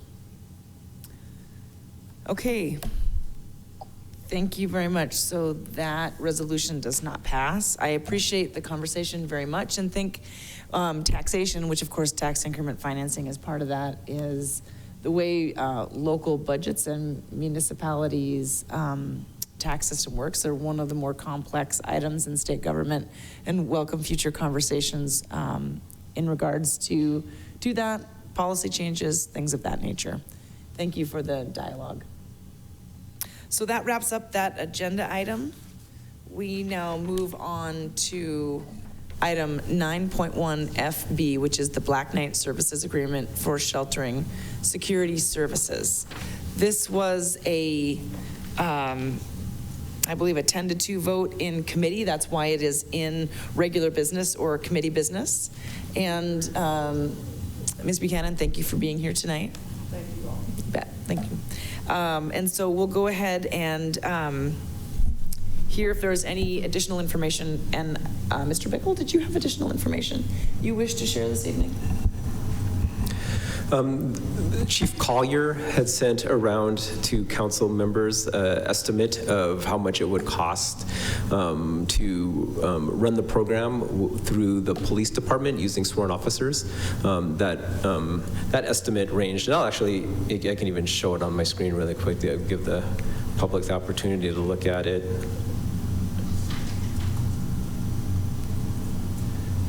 Ranges from about $1.5 million ongoing annually to about $2.5 million, depending on whether it's funded through new FTEs or overtime of current officers. And on the screen is that estimate. Otherwise, I do not have any new presentation. As just a bit of an overview, this is the continuation of the third year of the contract with Black Knight Security in the city to provide security in certain parks and right-of-ways in the city of Missoula. Okay, thank you very much, Mr. Bickle. And are there any questions from council on this agenda item or the additional information provided?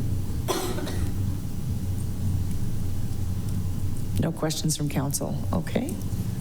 Then we'll go ahead and hear the recommended motion, and this was in the Public Safety and Operations Committee. So Councilor Anderson? Yes, thank you, Madam Mayor.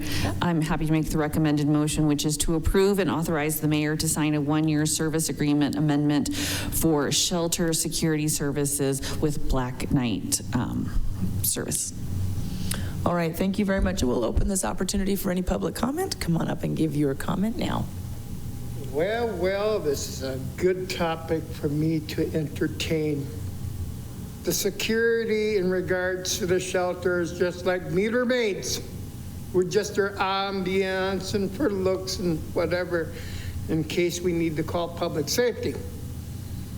My suggestion is you have night security or a subsidiary security work in conjunction directly with public safety, especially at the shelters. People that work directly with public safety or a subsidiary of public safety would be more equitable, especially with the problems that the security people are working with public popularity. They're good quality people, but they need to have a little more bite for the fact of these individuals that got substance addiction or self-medication, that got real issues that need public safety. We need something a little bit better than night security for a directive that works directly with public safety as the police. Thank you, Mr. Spitzmacher, and that is Big K Spitzmacher for the record. All right. Any other public comment on this agenda item? In the room? Not seeing any in the room. Is there any online? Any public comment on this agenda item online? All right, not seeing any online, then that will wrap up our public comment on this agenda item. We go on now to parliamentary debate, so council comments or questions. And Councillor Carlino. Thanks. Yeah, I won't waste our time, but I'm happy to do an amendment to require black night security to wear body cameras as they're patrolling the streets, if there's an appetite on council for that. But I know that we already voted on it on Wednesday, so I won't put it onto the floor right now. But what we've done, having security in a building is one thing. Having private companies patrol around all streets and parks to enforce the laws and ordinances is a completely different thing. We've basically created a private policing through a private company. And they can carry weapons, and they can tell Missoulians what to do, and they can enforce our ordinances. And frankly, it should be a public entity that does that. If we're gonna go through all the trouble to have our police officers wear body cameras, which I think was a good step in the right direction, I think we should also have other people that are patrolling the streets with weapons, enforcing the law, also wear body cameras. So if you all are open to that, I think that would help remedy some of my issues. But frankly, I warned about this when it was Rogers International, that private companies would be a bad idea, and we saw what happened because of the lack of transparency and oversight. We heard stories about people being kicked as they were sleeping by Rogers. We saw in the news of them getting caught with masks over their face, hiding their identities as they walk around with assault rifles, tearing down people who are experiencing homelessness tents. So that's what you all have approved, and I don't think it's right. I think we could do a lot better. And I wouldn't say that it's just between Black Knight or the police. I think certainly some situations police would make sense, but some situations people just need to be connected to resources or need caseworkers or mental health, like the mobile support team could be a better response. But to give over law enforcement to a private company to walk around our streets and parks is very negligent, and it's bound to cause lots of issues, especially for those in our community who are most vulnerable, like our unhoused neighbors who are having to deal with Black Knight every day. So if we must, I suggest body cameras, and we have the authority to do that. Rogers International wore body cameras. We could do it again. Councillor Carlino, are you suggesting an amendment? We already voted on it, so if anybody wants to indicate that they have an appetite for it, but I won't put it onto the floor since it was just two of us that voted for it on Wednesday. Okay. I'll look around the room to see if there's anybody that has an appetite for an amendment this evening. It's not looking to be so. Thank you for your comments. Councillor Campbell. Thank you, Madam Mayor. I'll be in support of the recommended motion. I think the contract does an adequate job confining security responsibilities to specific areas, specific tasks at hand. The body cam thing, that's a private business decision, I believe, and I think there was discussion in committee, the issues with data storage and storage of video, particularly if the city is going to be getting involved with that and legal issues thereof. So I think that's problematic at this point in time.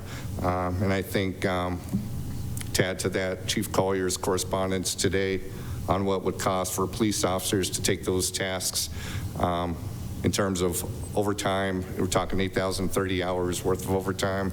That's an astronomical amount of money to have officers be doing these things. And at the same time, although it's overtime, the fact of the matter is there's enough officer manpower, particularly in patrol, to go around to fill that many hours of overtime over a given year. So it's going to fall patrol officers out on the street in one way, shape, or form or another from time to time. And that's going to detract from DUI investigation, from just being out doing proactive patrol. It's going to detract from domestic violence investigations, sex assault investigations. So I see that as problematic as well. So, and then couple that with Black Knight's testimony in committee last week, that they were able to handle a great number of complaints, a great number of issues amongst themselves without having to involve a police response. So for me, I'll be in support. Thank you. Okay, thank you for your comments, Councillor Campbell. And Councillor Jordan. Thank you. Yeah, I largely agree with what my colleague Daniel Carlino mentioned already. I think that having a private security force providing security for one of our most vulnerable populations without the oversight that the police department has, and also without security cameras, is problematic. I do genuinely appreciate having Black Knight security in council chambers. I think that makes a lot of sense. It makes the whole room feel safer, but having private security out on the streets policing our most vulnerable population is not a good idea without body cams. I'd love to find a way to find the money to make good police jobs that are, part of a union where they get paid a living wage, and have the oversight required to ensure everybody's safety in the future, because it's just not a good mix with vulnerable people. So I'll definitely be voting no on this. Thank you. Thank you for your comments, Councillor Jordan. Councillor Anderson. Yes, thanks so much, Madam Mayor. I also will be in support of this, and I think that we need to be careful setting the record straight that this is not unilateral policing of all parks. There are no parks in Ward 5 that Black Knight goes anywhere near, because that is not within their territory of where they're contracted to. I think there's probably other wards, and I'm not going to name them because I don't know for sure, but I know for Ward 5. And so it's not all policing of all parks, and it's not, they are not out there in every part of the community. And I have friends who live very close on Cooper Street to the Poverello Center, and they are very appreciative of the fact that there has been more of a security presence. They feel safer, and they've seen, less crime right at their house. And I think that we have been, I think that there is a misconstruing of what, all went down with Rogers. They had their problems, and I understand that, but, I think that we around this horseshoe all try our best to figure out the tools to be as conscientious about serving those in our community who are the most vulnerable. And I think that oftentimes we try to tailor and be mindful that our comments do not want to disproportionately disparage the community as a whole, and understand that, in some instances, there's more information that is going on, but because we are trying to be sensitive to the public perception of those in our community who are less fortunate, that we don't always lay bare all of the nitty-gritty details, and therefore allows for opportunities for folks to sort of fill in a different narrative. So I appreciate the conversations that we've had about this, and I am happy with Black Knight. And yeah, if we had the money to expand our police force, I agree with Ms. Jordan. It would be lovely to have them be union members and paid a living wage, but unfortunately those are not the budget abilities that we have at this point in time. So I'll be in support of this contract. Thanks so much, Madam Mayor. Thank you, Councillor Anderson. Councillor Carlino. I just wanted to clarify that I did ask city staff on Wednesday, and this contract used to be just certain areas, and now it has been expanded to all parks and public rights of way. So I just wanted to make that clarification. Thank you, Councillor Carlino. Are there any other questions or comments from city council members? And Councilor Anderson, your hand is raised. Is there anything, or just double checking? All right. Sorry, Madam. That's all right. That's all right. I think then we have gone through full parliamentary debate on this item. We have heard public comment. We are ready for a roll call vote. Ms. Trimble.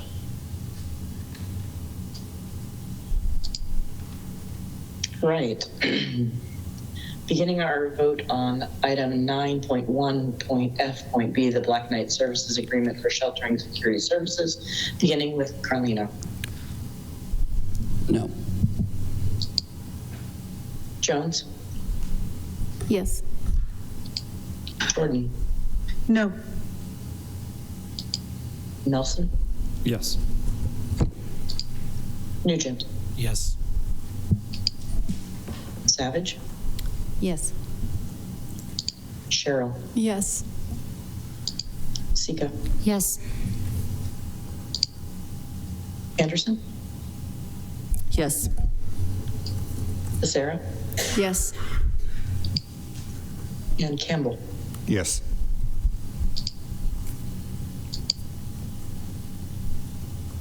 That's 9 in favor, 2 opposed.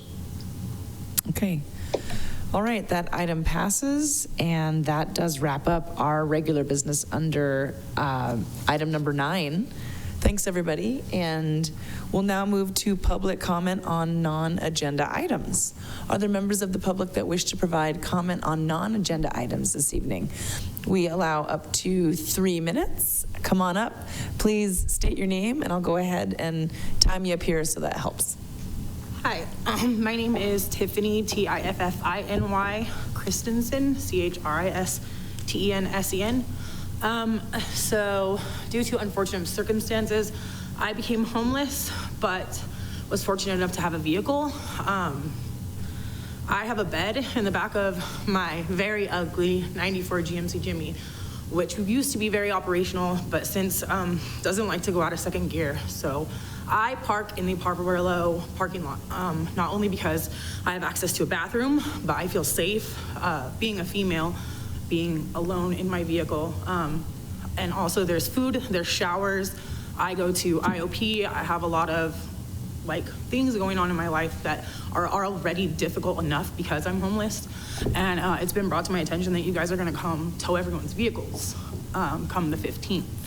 And I know of at least 20, there's probably maybe 10 vehicles, 12 vehicles there. A lot of them are not operational due to various reasons. So that's gonna be displacing another 25, 30 people. I know that there's already enough problems with how many people can fit into the shelters. And so why we can't park in the shelter parking lots. I know that we're breaking the rules now by being at the Poverello. But as far as having somewhere else safe to go, there's not really that many options. And my car is very ugly. I have to keep a tarp over the top of it because it rains. There's missing windows and stuff. So without somewhere else to go, I'm super worried. And I can technically move my car. I don't have insurance on my car because I'm not going to pay for insurance on a vehicle that I can't drive regularly. So that's an issue. There's so many issues with the 30-day parking permits that we can get on, not only before my car was not operational, people don't want it near their house. It's ugly. My friends didn't want it in their driveway. It's that ugly. So I'm just worried that there's so many people that are now, and it's gonna be cold. And I, not only does the tarp help keep the rain out of my car, but I have blankets and stuff up there for people that need it. I had people outside my vehicle the other night when it was raining so bad because some of my friends aren't allowed inside. And where are they gonna go? What am I gonna do to be able to help myself and help other people if we're not allowed to park near the places that we have the best resources at? Thank you for your comments, Ms. Kirsten. Appreciate you being here tonight. Thank you. Thank you. You bet. Other members of the public that wish to provide comment on non-agenda items?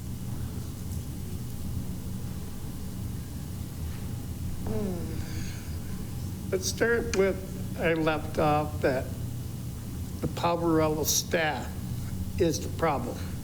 Several of them are directly a problem. I had an incident this past week in regards to an individual that literally walked and picked up my chair.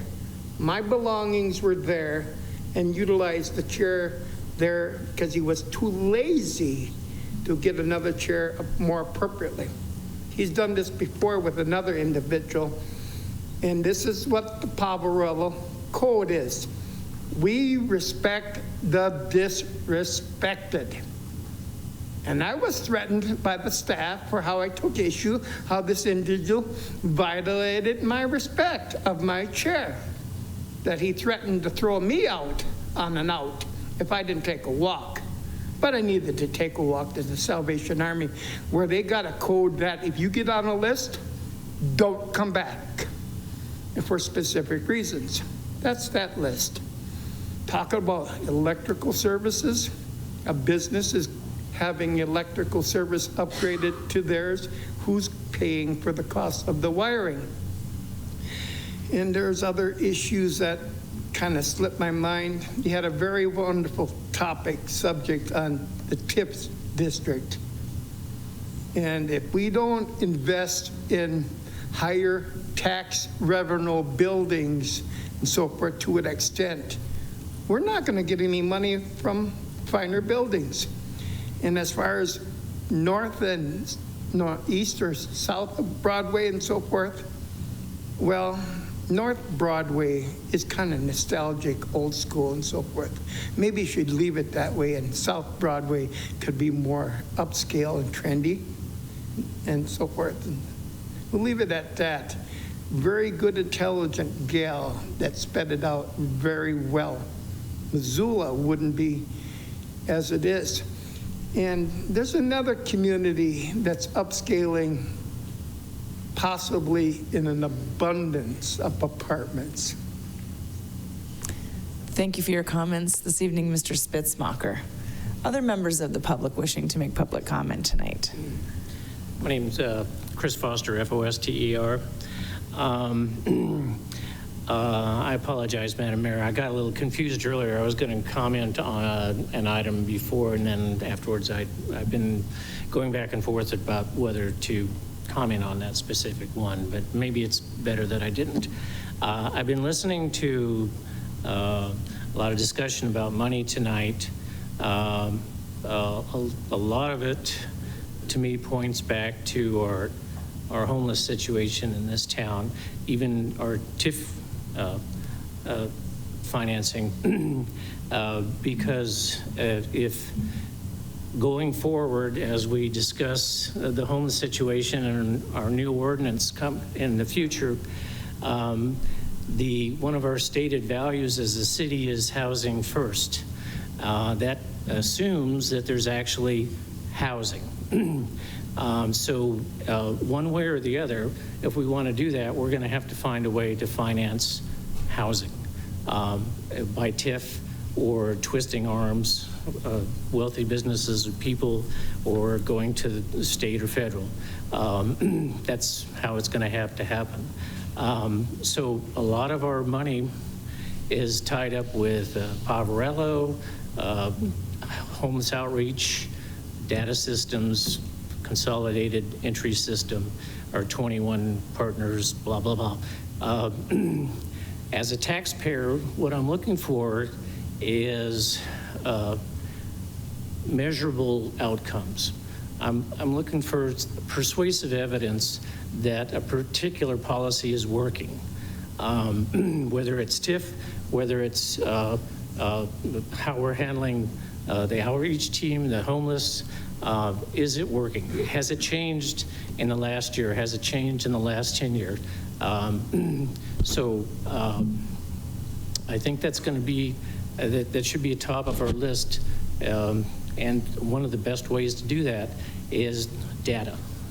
So we have an objective way to measure outcomes and see what's working, what's not working. And we should just get rid of what's not working and open ourselves to new ideas. And if it's working, great, let's do that. Anyway, that's all I have. Thank you very much. Thank you, Mr. Foster. Other members of the public wishing to make public comment tonight? I'm not seeing any in the room here. All right. Any members of the public online that wish to make public comment on items not on the agenda? Not seeing any online either. All right. Great. So we'll go ahead and wrap up public comment on non-agenda items. Thank you, everybody. Moving on then to item number 11, and Claire, I just want to double check with you. We're getting close to the 8 o'clock hour. We really have public, just mayor and council comments left. Are we doing okay with our recording? We have worked with our vendors and resolved those issues, so we don't need to stop at the 2-hour mark anymore. Well done. Thank you very much. If anybody needs to use the restroom, we may do that, but we'll go ahead and I know it's kind of a natural break. We'll go ahead and move on then to communications from the mayor. Just want to appreciate the dialogue tonight. Lots of things for us to continue to work on and work together on. I wanted just to mention, and I'm sure other council members will mention, that we had the opportunity to attend the Montana League of Cities and Towns Conference. There are 127 cities and towns in the state of Montana, 7 cities and 120 towns. There is a lot of commonality amongst these municipalities, and that's, I think, one of the things that really rose to the surface for me. Some of the issues that we've heard about here tonight, tax increment financing was definitely a conversation in one of our affiliate working groups. A lot of conversation there. And when I said earlier about the complexity of the program, a lot of it has to do with millage and our mill cap and the way that the state statute governs municipal budgets and eligible uses for general fund versus tax increment financing, and all of that is it's darn complex. I appreciated Missoula being recognized as one of the leading cities to utilize tax increment financing for a number of different community goods, in particular our workforce housing program, which is relatively new. So it was a really good and interesting conversation. Had the chance to attend a Montana Resort Tax Association affiliate. We are not eligible in the city of Missoula to vote in a resort tax in the state of Montana. That is only for communities that are 5,000 people-ish or less, about 5,500 people. But it was interesting to hear how those communities have utilized that taxing stream to improve and do some improvements in their community. So just interesting to hear from other folks around the state on issues and items that they're working on. One of the issues that we're all working on is housing affordability, and certainly a recognition around housing and the issues of houselessness.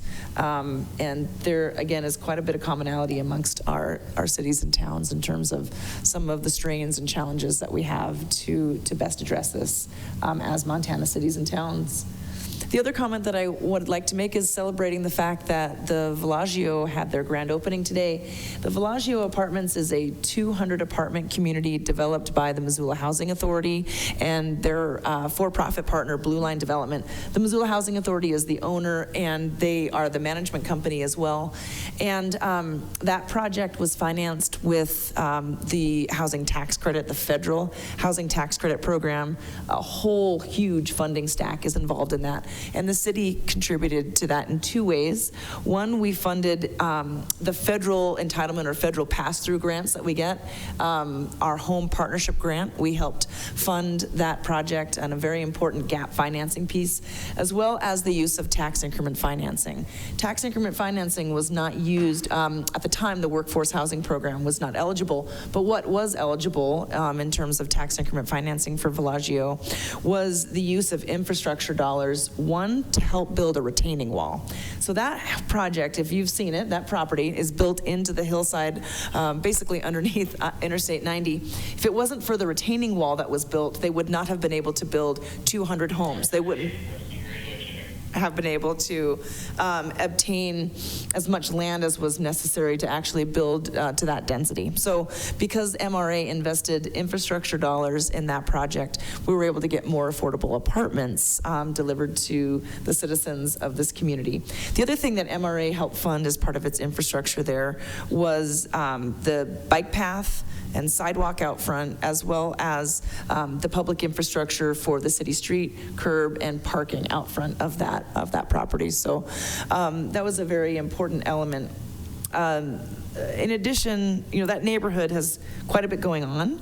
A stone's throw from Villaggio is the Scott Street property, where we are investing quite a bit of money both for infrastructure as well as the workforce housing homes that are part of the community land trust there. Those, of course, as you know, are for home ownership. And then some public infrastructure work that's going on in that area on Turner, Cooley, and Scott. So quite a bit of orange cones happening in that neighborhood right now that will result in some really important and good public infrastructure and some better continuity for residents there. The other thing that I'll mention is that our current land use plan and our update to our growth policy that has just gone underway, it calls for the addition of 2,000 additional homes, whether they be single family for sale homes or whether those be affordable apartments. And when, this is clearly a very significant milestone towards that.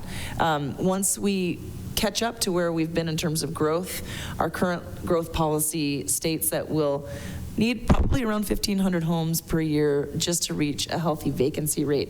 But of course, this needs to be looked at. So as we build in our community, those numbers could change. Demand could change, and also the number of homes that are built could change. So that's something that our current land use plan will continue to bring current information forward for you as policymakers and the administration to take a look at what our existing plans and programs should be to continue to incentivize development, in particular affordable development with the use of taxpayer dollars. So very appropriate. I thought it was a great update to share with you all, just given the length of conversation we had tonight around values and where we wish to see our taxpayer dollars, and what we wish to see support this evening. So with that, I'll turn it over to council comments, and I'll start with Councilor Melson here in the room.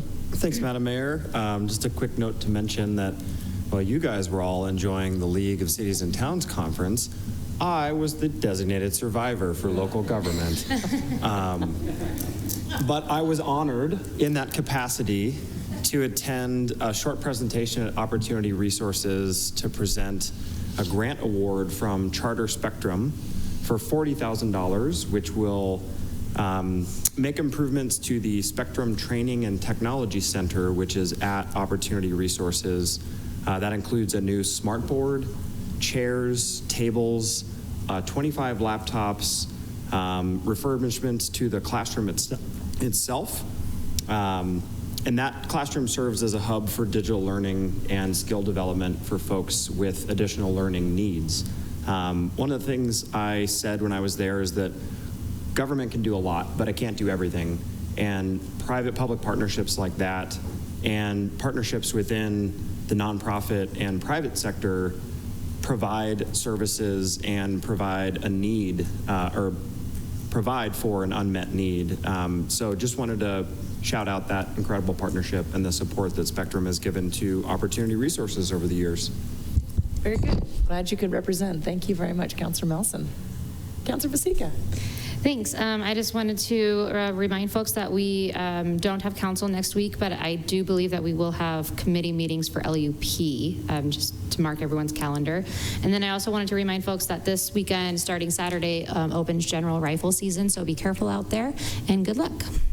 Thank you for that. Yes, wear your orange flare. Thank you, Councilor Vasecka. Councilor Carlino.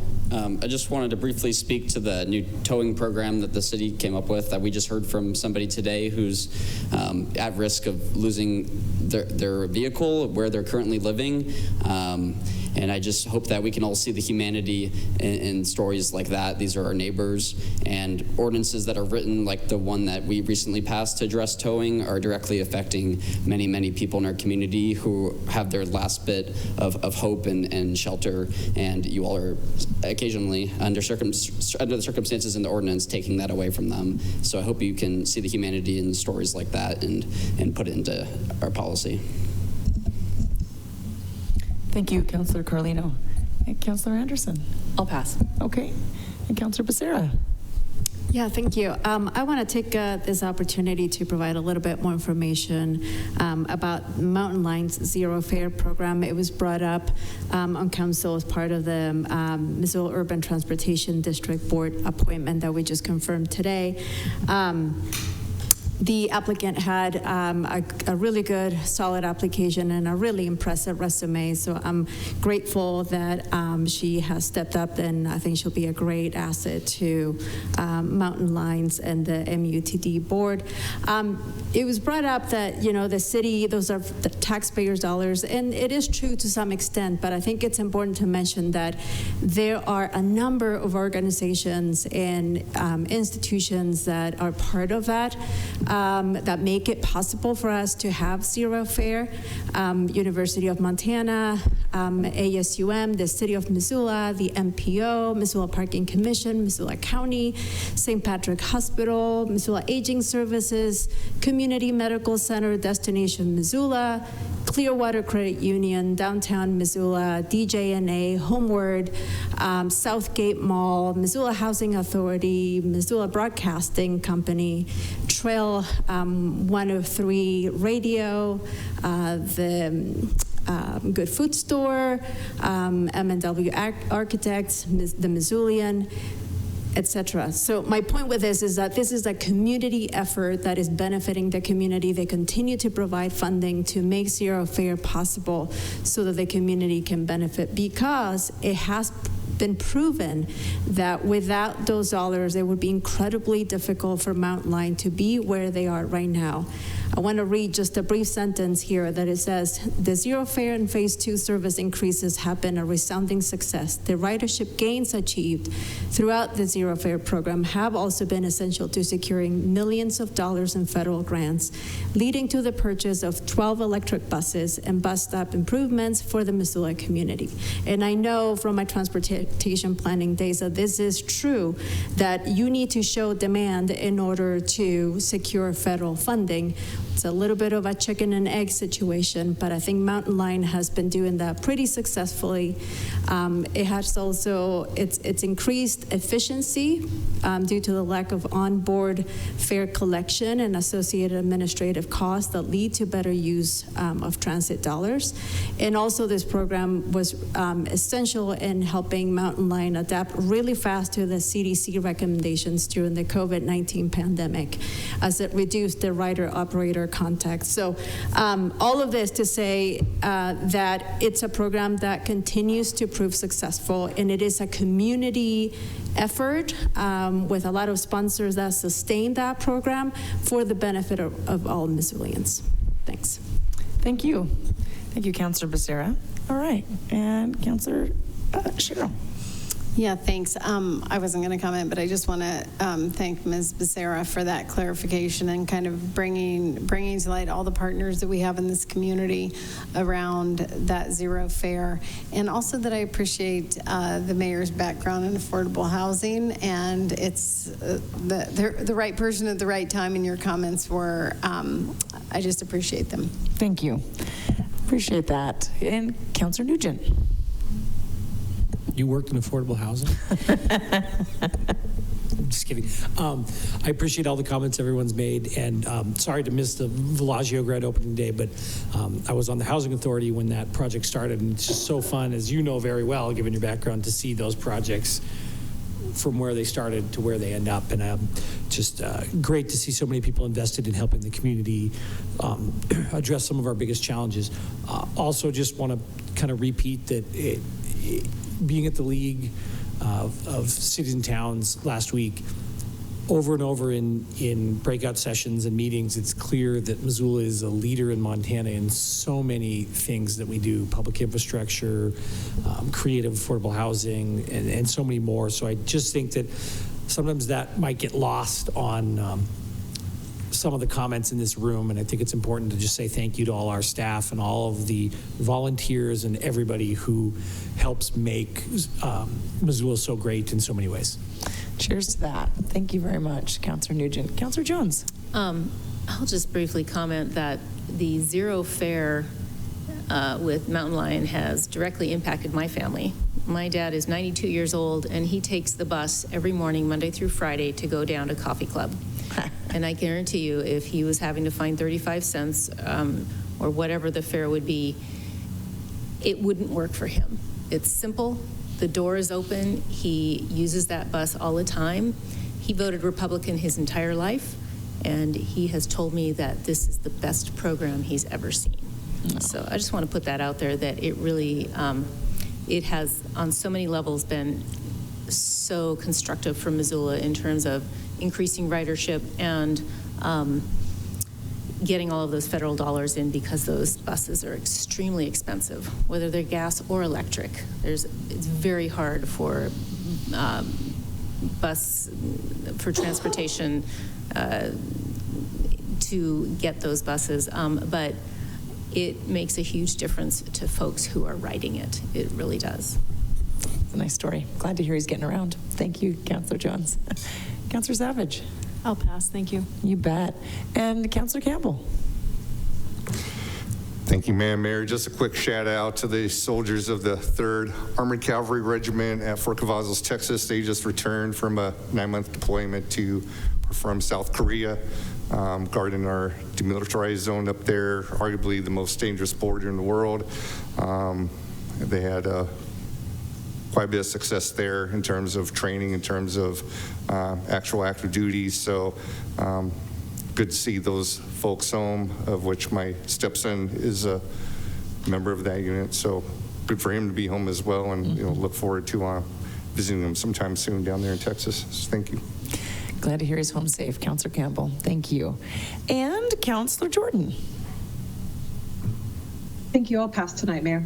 All right, you bet. Thank you. That does wrap up our, sir, hold on. We're done with our councillor comments and This is a national event, Fire Prevention Week. I don't believe we're in Fire Prevention Week, but I'll make sure I look into that for future proclamations.